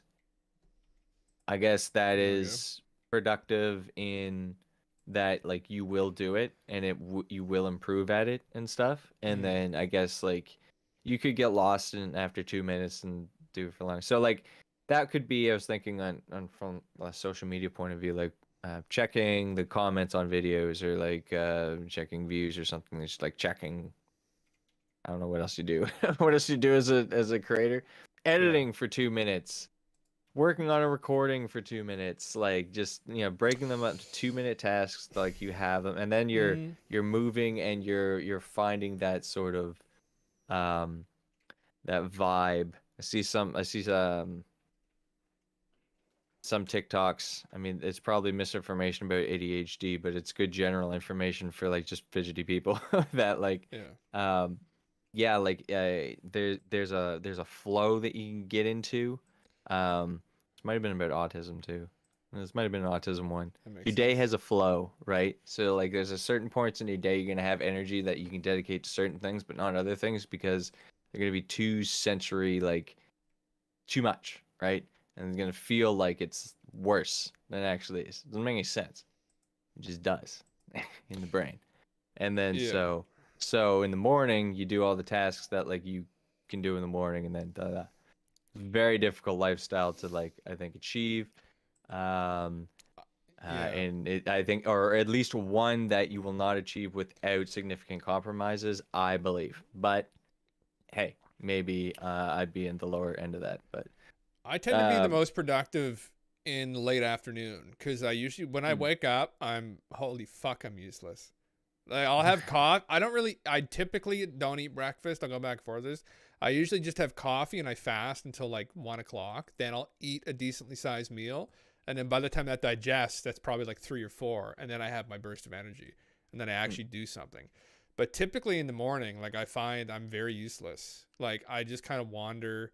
I mean, like if I have to work, I will. And in the past, when I had to work, I would get up and work. But like, fuck, it was a struggle. Yeah. So I mean, yeah, I'm a slug in the morning as well. We need some salt. friggin- Where's this fucking salt? Actually today I was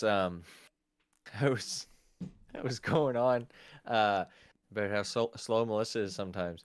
Not to her, just to myself. Bitch, you need some salt. Get a big bowl of salt in that house and just chuck it at her when she doesn't move quick enough. we got the new car, so we both had to drive, like one of them back. Yeah. And I was like way far ahead of her somehow. And mind you, the new car drives great, and I was driving the new one because I'm the more experienced driver or whatever. But I was just like, Yeah. how is she so slow? And it was like she was at me to get up so that we could go like early. And of course, I didn't because I'm a lazy piece of shit. I wasn't up early enough. I didn't want to shower anyways, but we got the car and stuff, and All worked out. so this sinks in with the whole structure of your day stuff, right? Like morning is not a good time for me. It's just not. But like right after morning, once I'm awake and up and doing stuff, like I've got energy. That's like my prime time. It's kind of like hour and a half after I'm like awake, and if I've eaten something, sometimes the eating it depends, because you eat something like really heavy or gives you the shits or something, that can be a bad thing. My bowels make Yeah. a lot of they dictate my day often. So I mean, I should be more like aware of my diet. You might need that shit bag then. Oh well, yeah. Yeah. Back in one of these days. Mr. Fedora _1. What's Fedora. up, bro? What's going on? Talking with self-improvement and whatnot. So another tip here was that the biggest tasks you do when you're most alert. So we're talking about, times when we're most alert now. So whatever the biggest task in our day is, What if that's we just should... taking a shit? It could be. Very well could be the biggest task. Some fucking long shit on TikTok. Uh-oh. Yeah, I was thinking, like, why don't people film TikToks on the toilet? Would that be like a TOS, or has it not been a meme, or maybe it just hasn't? It's probably happened. Kicked off. It's probably happened. I know. Yeah, We'll but- see them. We'll see them in a second. They're listening to us. Yeah. And then set small goals was the third thing, which is one that resonated. There was more, but I just picked 3 for the sake of because Yeah. that's one of the techniques that you can hear me talk about on Leaky Piper at Twitch TV when I do my Dungeon Masters workshops. We Shamelessly do plug it, some listen. fucking theories. As you know, viewers we go up, fucking just every 5 seconds. talk about theories, okay? About Yeah. why, because, as Papa Tate says, it's a fucking attention economy right now, so we need to theorize about what actually, is going on. We got to reach out to fucking Andrew and we could get riding his Bugatti and yeah, we'll get. Well, what's Mr. that? Beast too, or whatever. He was like jumping around. We were saying. I don't. Mr. That Beast guy. on. That guy creeps me the fuck out. What do you feel? I feel like that guy's a fucking psychopath. Like, not Andrew Tate. I don't he think Andrew might- Tate is. I think Mr. Beast is. Mr. Beast might actually identify. I don't want to say identifies as a psychopath, but like, it's worth a Google or whatever. But some of those challenges, he's getting I think- people money to. Yeah. I think, like, what does he say? He says like, you just gotta have a great idea. He's a little bit like Kanye in a sense, where he will sometimes. Well, I guess he's putting it in simplistic form to save time is what he's doing. He's not Yeah. crazy like Kanye, but he speaks in sort of like similar rhythm or whatever. I don't know. Yeah, I mean, I watched this one fucking video he did where he put, it wasn't $1 million. I think it was $100,000, and he hung it up off the ceiling, and there was this big pit of water, and the people had to like swing over to get it, and the whole time, like, it was pretty fucking dangerous. And like one girl flew back and like hit her back, and if you fall 10-20 feet onto some water, like, it fucking hurts, right? And he's just there with this like twisted smile the whole time. Like, he definitely jerks off to that fucking like, yeah, you get my money, right? Like that whole fucking vibe. Like, it just, I got weird energy, one way to put it, off him. I get weird energy off him. Like he likes being this puppet master. What's that guy from Saw? The fucking what's his name? He's The guy at the face. Jigsaw. He's like a fucking Jigsaw or something. That's just what I get. I don't know. I haven't watched enough of his content, honestly, to say that. But from what I've seen, what I've been shown, people show me his videos, and I'm just like, I don't know. Yes, yeah. I took Mr. Beast. So when I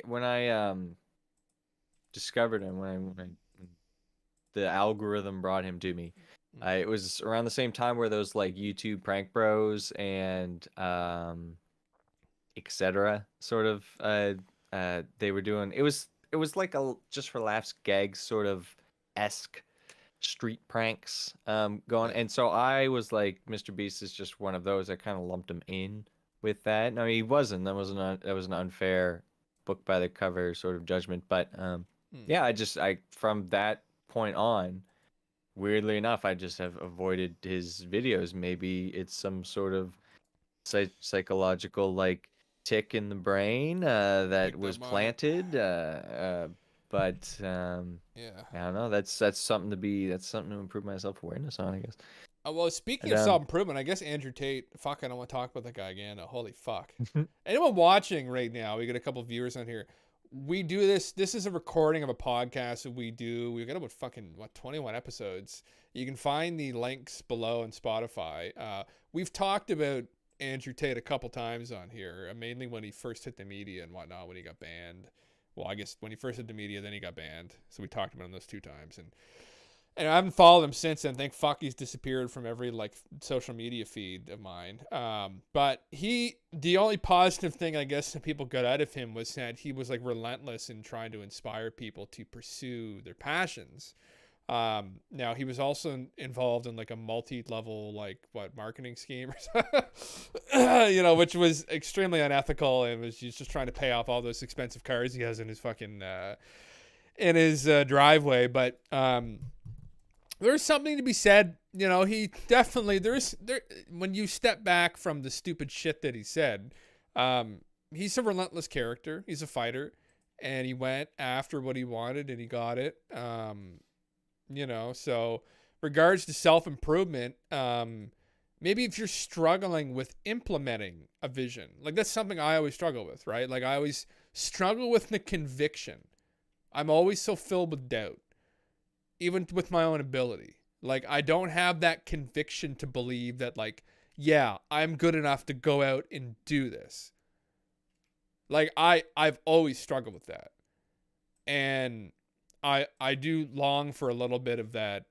I don't know what it is. What does it require? Maybe it requires a bit of like narcissism. Like I was just going to say, I bet Ye's got that conviction. Oh, Ye's well, going 100%. to war right now. well, yeah, and he's probably a good example of someone that did, and that's what brought him to that point, right? That, objectively, that's not a good mindset to have. And it's this dichotomy where, like I'm a philosophically inclined individual. Like I've always been a deeply introspective person, but that definitely negatively impacts you when it comes to going out into like an entertainment sphere, because hence why some people develop these characters, because they have to have this character that's like hyper confident and like egotistical, because that's, you need a suit of armor to weather probably some of this shit that out in the media sphere. Like 100% you would. So then you run into the issue where the armor just becomes your skin, right? It fuses in with you, and then you turn up this huge narcissist like this Kanye West. I don't know if he changed his fucking name. I don't have to address him as Kanye West is what I knew him as. Has now become, right? And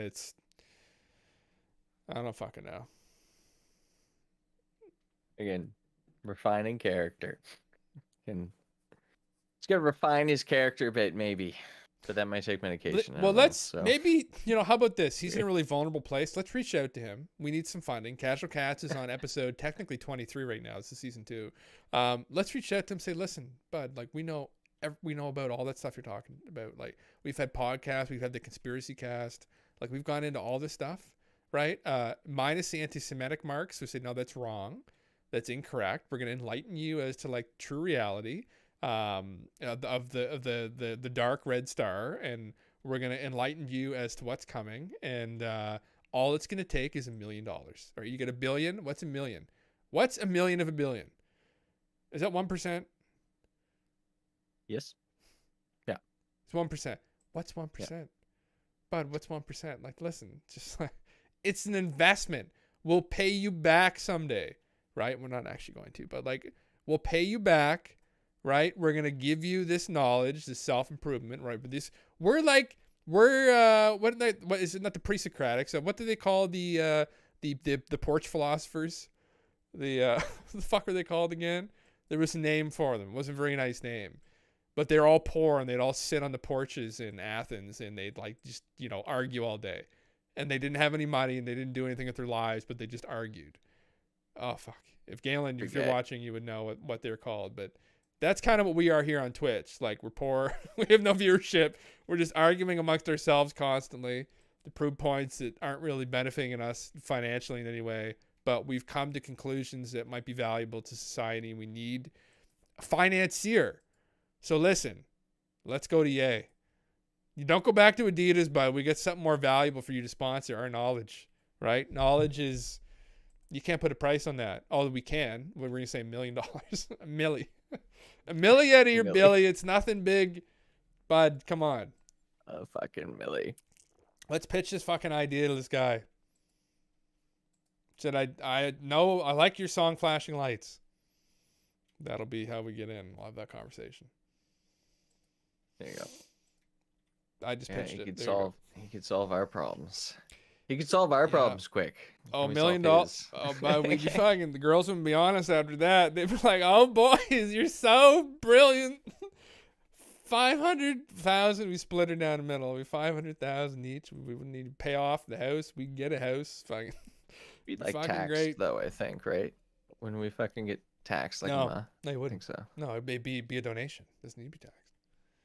Donations don't need to be taxed. It's a donation. It could be a donation. It wouldn't be taxed. Oh. It's weird. We should look into that before I don't it ever think, happens. Well, you don't take my advice on any of this. I'm not an accountant, but I'm pretty sure it wouldn't be taxed. I'm pretty sure if it was something he slipped under the table to us, that we wouldn't have to claim. Although all that money would just appear in our accounts. It wouldn't be taxed. It would just appear in our account. Be taxed. Yeah. My bank would be like, sir, you've never had anywhere even close to any of this. Where did this all come from? Like, I have a financier. Okay. Keep it under my mattress or something. Yes. I don't know. That'd be nice. Anything else on staying productive, being productive?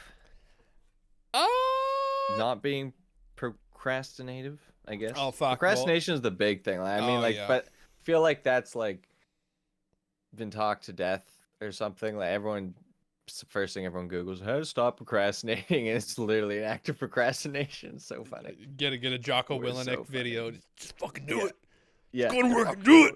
Just do it. Do it. Just do it. It's like, okay, well, yeah, but that's the whole problem. I don't have enough chemicals in the head to do it. How do I chemical in the head to do it? Get out of focus. Well, you gotta have chemicals in the head to do it. Baby steps. I think baby steps is just the right approach. Good, baby steps, one after the other. Don't go backwards. You'll get there.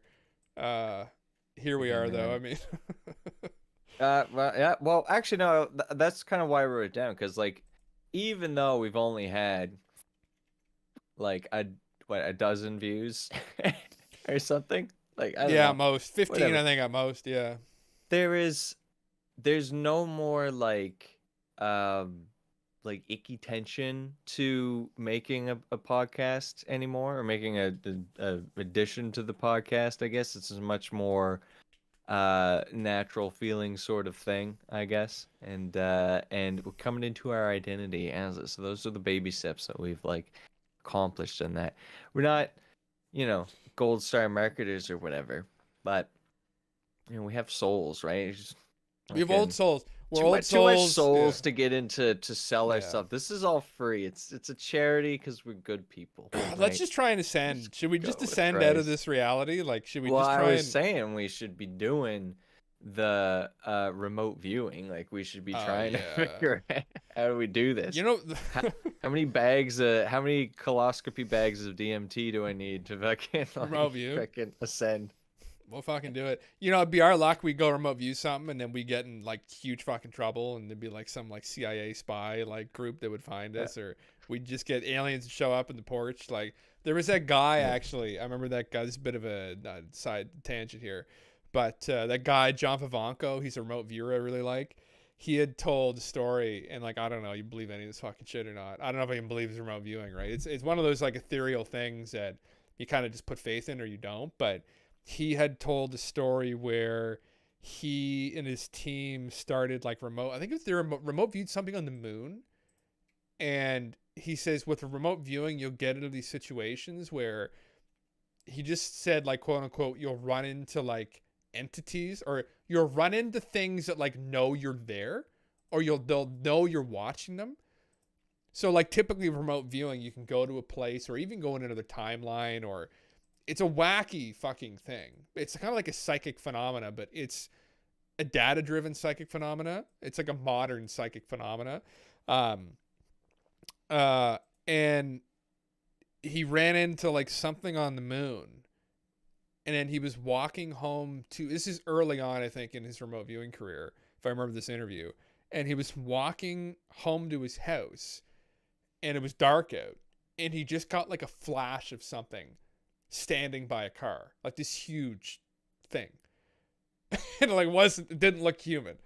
And like, and he was just like, okay, all right. Like, you know, one of those things, like almost like a little corner of your eye. You're like, did I just see that? Like one of those like interactions where you're like, uh-oh, you're in deep shit. He had another story too, where, I mean, you don't know if it's true or not, but he woke up in like a half dream state and he saw this thing was floating in front of him, like at the end of his bed. Cause they had remote viewed they were doing it for a TV show where they remote viewed these lights off of like Brazil.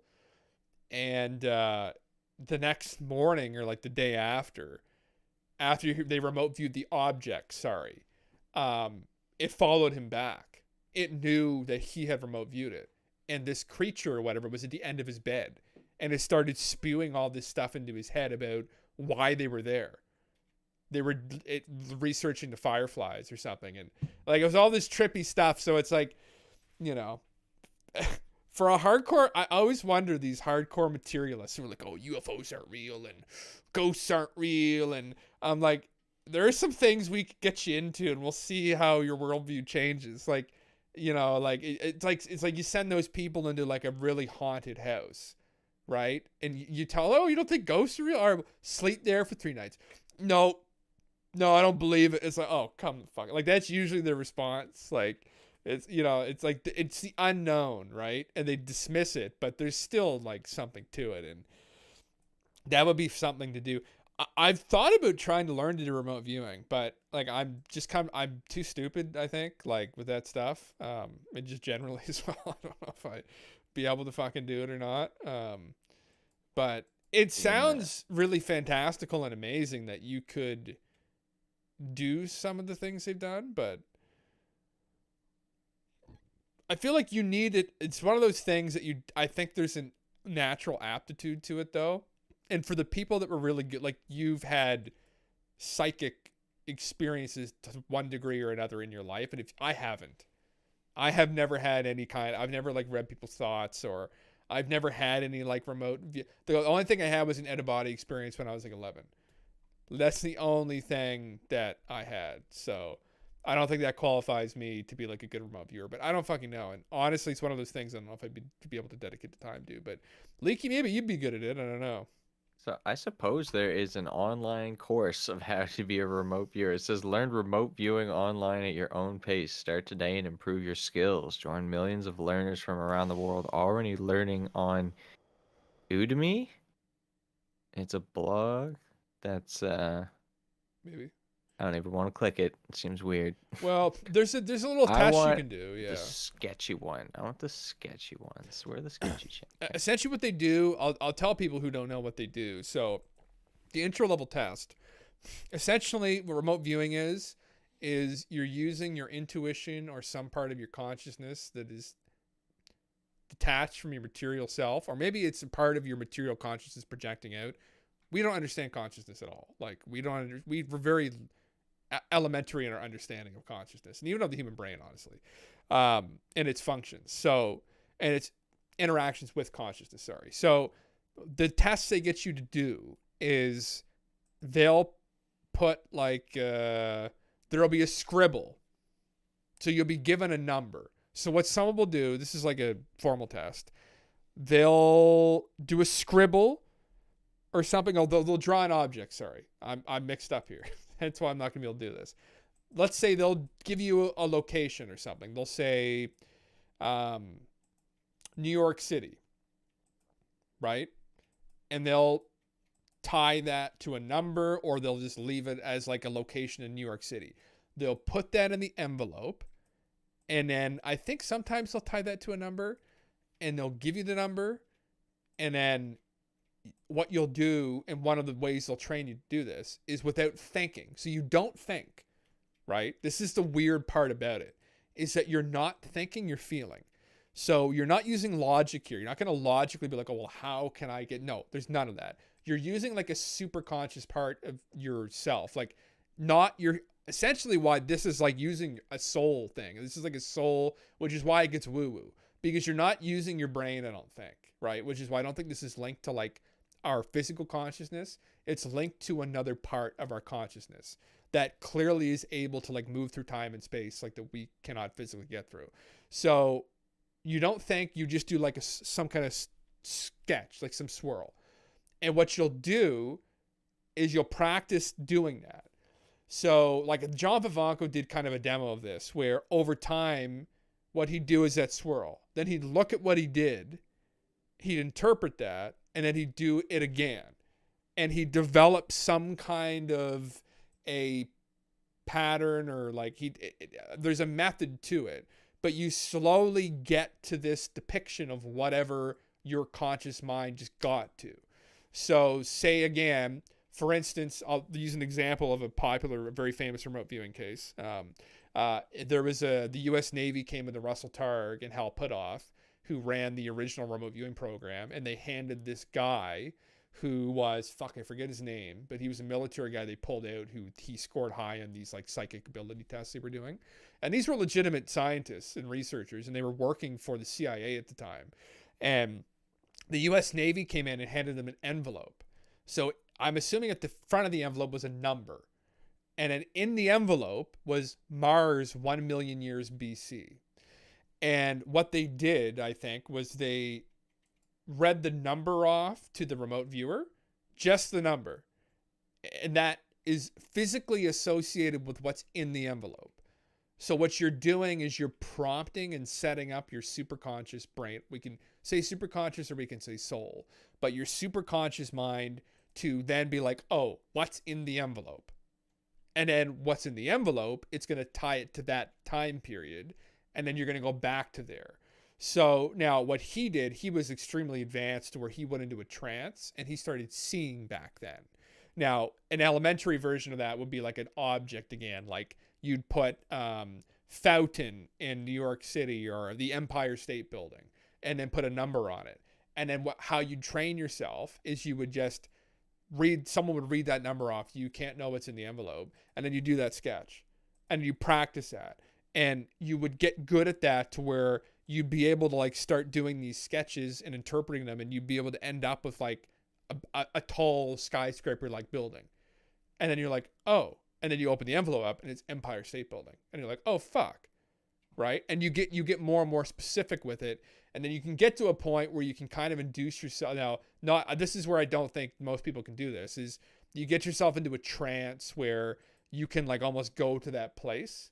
Now I don't know if everyone can do that, but for instance, that's what John and his team did to remote view the coronavirus, right? Which we're not going to get into in this, these streaming platforms are on, because they don't like using those terms, I guess. But is that I'm assuming he has a team of people. So John himself tasked his team of trusted remote viewers with this information, and he'd be feeding them bits of he'd be feeding them this data he wants, questions he wants answered, and they would come back to him blind with answers to these questions. So like one answer he got to the, I don't know what he asked him specifically to get this, but it was around intentions behind the release of the coronavirus, which is where he got to in his reasoning with these people. So they, through asking these questions, got to the point where they realized it was an intentional release.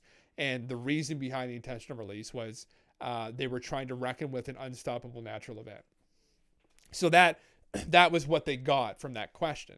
So he would have asked them that, and then now, understandably with that stuff, that gets woo, right? Even within remote viewing, that stuff gets woo, because as opposed to like trying to guess a physical object and you're able to confirm, oh yeah, okay, yeah, I guess the object. We don't know that for sure, right? That's like based on a whim. Like there's no basis for that whatsoever. So again, you can really take that with a big fucking pinch of salt. But there have been people in remote viewing who have done pretty incredible things. And there was that guy, James Randi, I think he's dead now. He was like a physicist, but he had this $1 million just someone that could prove psychic phenomena. And there was actually a spoonbender guy that there's a huge debacle with him, I guess, where this spoonbender guy who also does remote viewing did something with him and apparently completed one of his tests. But then the James Randi guy found every excuse in the book not to give him the money. And it was this huge fucking, so you can't really take that stuff too. I've heard other philosophers that I've dealt with academically use that as an example to write off woo-woo things. Not a good example. That guy's a fucking idiot, right? He wasn't out to find truth. He was just out to label them all something and prove the world is a simpler place than it really is. But anyway, I'll stop rambling about this. But it is interesting. It's something to look into. I have an intuition that it's the future, actually. That is in part something that will help us unlock who we are. And that our future isn't going to necessarily be faster cars and planes and trains. It's going to be a deeper understanding of what we're doing here. And a more conscious understanding of that. And we're already on that path. Like in the 90s, all these kind of enlightening books started to come out. And we classify them as woo now. But I have an intuition that in time we'll start to see that was kind of maybe even something from another place, maybe the other side, if there is one, reaching out and kind of moving us forward. And that's our next step of evolution, is just understanding the universe, but us understanding what we're doing here and what all this is. So yeah, I think it's something that people are interested in that stuff. Definitely check remote viewing out. Maybe do something. Yeah. Maybe we could do that on the podcast. Well, it says here the time required to do this experiment is about 6 hours due to all of the complicated nature of keeping everything all secret, so nobody knows. So you get a viewer and a sender. You get 15 to 20 possible targets. Places the viewer. Okay, so 15 to 20 possible places that you're going to go that you can drive to, that you can get the sender to drive to, right? And you go You're not driving, you're remote viewing those places. so that the viewer is remote viewing these places. The Yeah. sender is going to be sending images and stuff from those places to the viewer, but the sender is the only person who can know where they're going. So that's why you make 15 to 20 possible targets and you give them a random envelope, and then they open it, but they have to be like secluded when they open it, and then they have to go to the place. Then when they go to the place, they at like a set time. So if it's like 10 a.m. or whatever, the viewer is going to be in a place with pencil and paper at 10 a.m. and start like writing down the impressions that they get that the sender is sending from the location that only they know they were going. And then the judge has to be completely impartial too, right? Is that the word? Yeah, impartial. So they can't be involved in the experiment at all. They get the notes that the viewer writes down, and then the pictures and notes that the sender is writing down, and they compare them to see if it was a successful experiment. So you'd have to, I would say, you would want 15 to 20 places that are relatively different with like different landmarks. So you can't just go 15 fucking falling over trees in the woods or whatever. So, Yeah. yeah. Should try it. I mean, you got the tarot cards. You must have some gift. Maybe that's what we're Yeah. gonna get into here. Well, Be the first thing, doable. if Just you takes a get whole good at day it, to well, do. I know what you can remote view from me. Yeah. Eh. Yeah. Yeah, it'd be fun to do if we had the organization going. I think we could probably Um, pull it off. I mean, I could be the sender, you could be the receiver, and we'll just get something. I mean, listen, it's as simple. We could do it right now. Like we could do it. If you have a pen and paper, we can do it right now. Yeah. Okay. But let's fucking try it. If you got a pen and paper, let's do it right now. Yeah, pen and paper. Okay, we'll try it right now. I will have just a second. I'm gonna get this up. Okay, let me just get. This will be to finish off the podcast here. So let me get.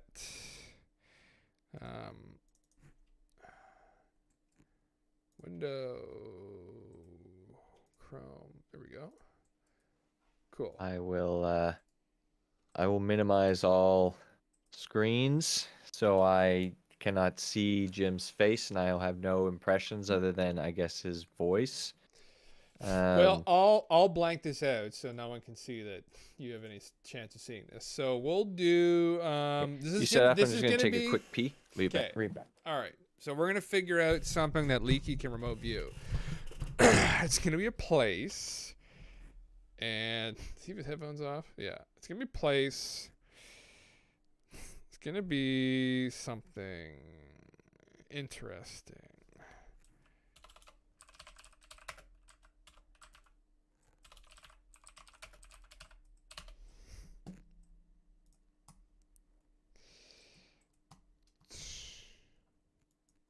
Let's try this.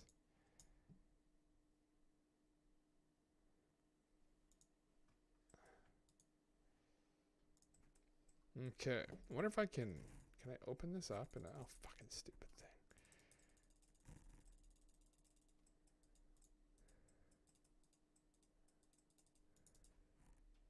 God damn it.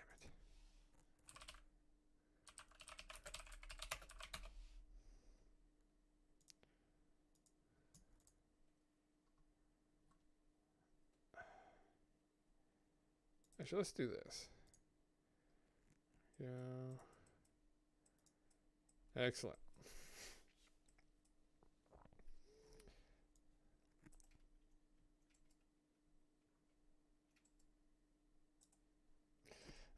We have our image. We have the image we're going to get leaked from you. So again, how to do this? One of the beginner ways I've been told how you do this is I will tie a number to this image. We're going to use this through the internet, but I will tie a number to this image. We'll get Leaky to, without thinking, just scribble something without thinking about it. And we will see if he can, through a couple of these scribbles, so he'll just do it. You'll probably end up doing it like fucking 10, 15 times. But you'll start to get a pattern as you observe your scribbles. And don't think too much about it. But once you start seeing something form, kind of go with that. So I have the image that I've selected. So I'm not going to give you any information on this whatsoever. So I'm just going to tie, let's say we're going to put the number 53 is what I'm going to tie to this like envelope like image. So this object I'm going to pair with the number 53. And when I say 53, you're going to just do a scribble of something. And yeah, so I guess that's the number 53. So try and guess what it is the image is. Don't guess, though. Don't think, but just try and do some scribbles. Okay. Don't think about it. Try and focus.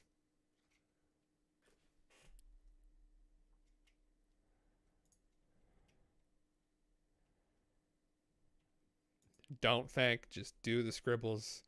You can interpret the scribbles after, I think.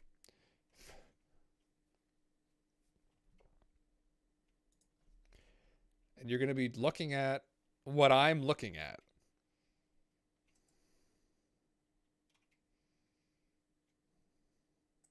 Don't think. This is using your higher self, or you're using essentially what they're saying to use a, you know, a platonic term, your soul. You're using your soul is what you're doing here. You're using some inanimate part of your consciousness that is going to try and get you to see what I'm seeing. If anyone's watching right now, Leaky is doing some remote viewing. And once he's done, we're going to compare his sketches to what the actual image is. I'm quite curious to see. We did tarot card reading recently, and it went disturbingly well with Alex Jones, at least. So I'm going to see here. Maybe he's got the heart of the cards.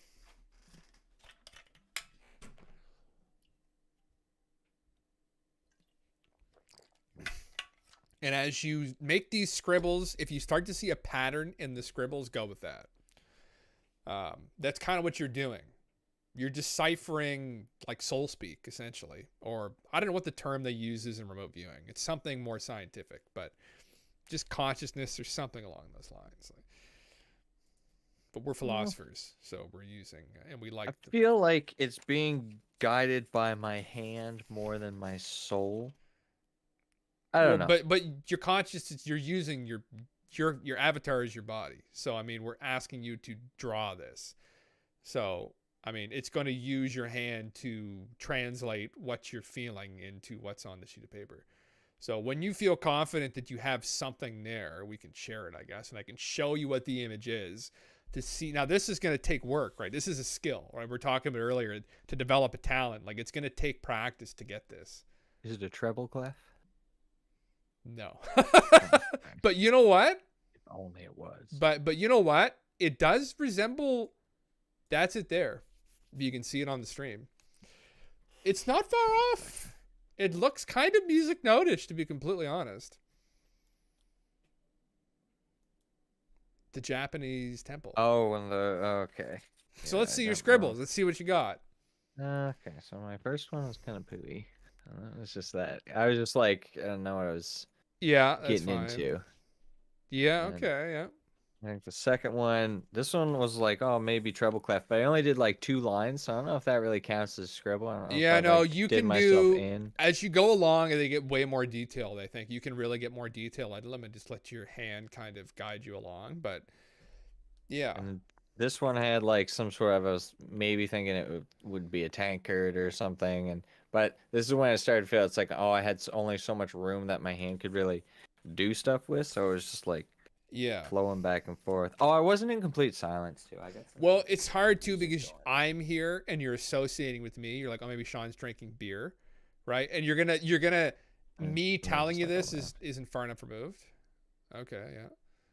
Yeah. Could be water. I mean, it's in the water. I don't know, but Sphere. Yeah. I don't know. You can. It'll improve. Baby steps. listen, we're gonna figure out where the aliens are, and then they're gonna come down and they're gonna blow through Leaky's window there. We're gonna try and agitate them as much as possible. No, I mean, yeah, we're gonna work at this, but I think this is probably after that's interesting. Any thoughts? I guess. Any thoughts on that? On the remote viewing. Yeah. It's interesting. The 6 out, I feel like there should be some, like, we could probably cut it in 3. We could probably have probably fucking 3 hours remote view test, easy stuff. Well, but, yeah, those yeah. kind of things, those woo things are not like they require a lot of it's never like it is in the comic books, right? Where just the fucking golden Pegasus comes down, fucking kiss you on the lips, and all of a sudden you've got like the Enlightenment powers, fucking ESP and shit, right? Like it's never the way it is. It takes some meditation because essentially what's going on here with people who know anything about like past life regression or just hypnosis in general, what you're essentially trying to do is you're trying to get your brain into, no, I don't know if this is, it's not, theta waves is quite deep. The theta wave is right before you fall asleep. It's just above the theta wave. So what some people do when they remote view is they'll put on binaural beats, and that aids them in essentially meditating. And again, what meditation is you're putting yourself into, I think it's alpha waves, but there's a period where like actual like clinical psychologists and psychiatrists who do hypnotherapy, they'll get people into these different like levels of meditation, well, hypnosis. And what you're doing with remote viewing is you're getting yourself deep into like a meditative state, theoretically, so the superconscious part of your mind is acting through you.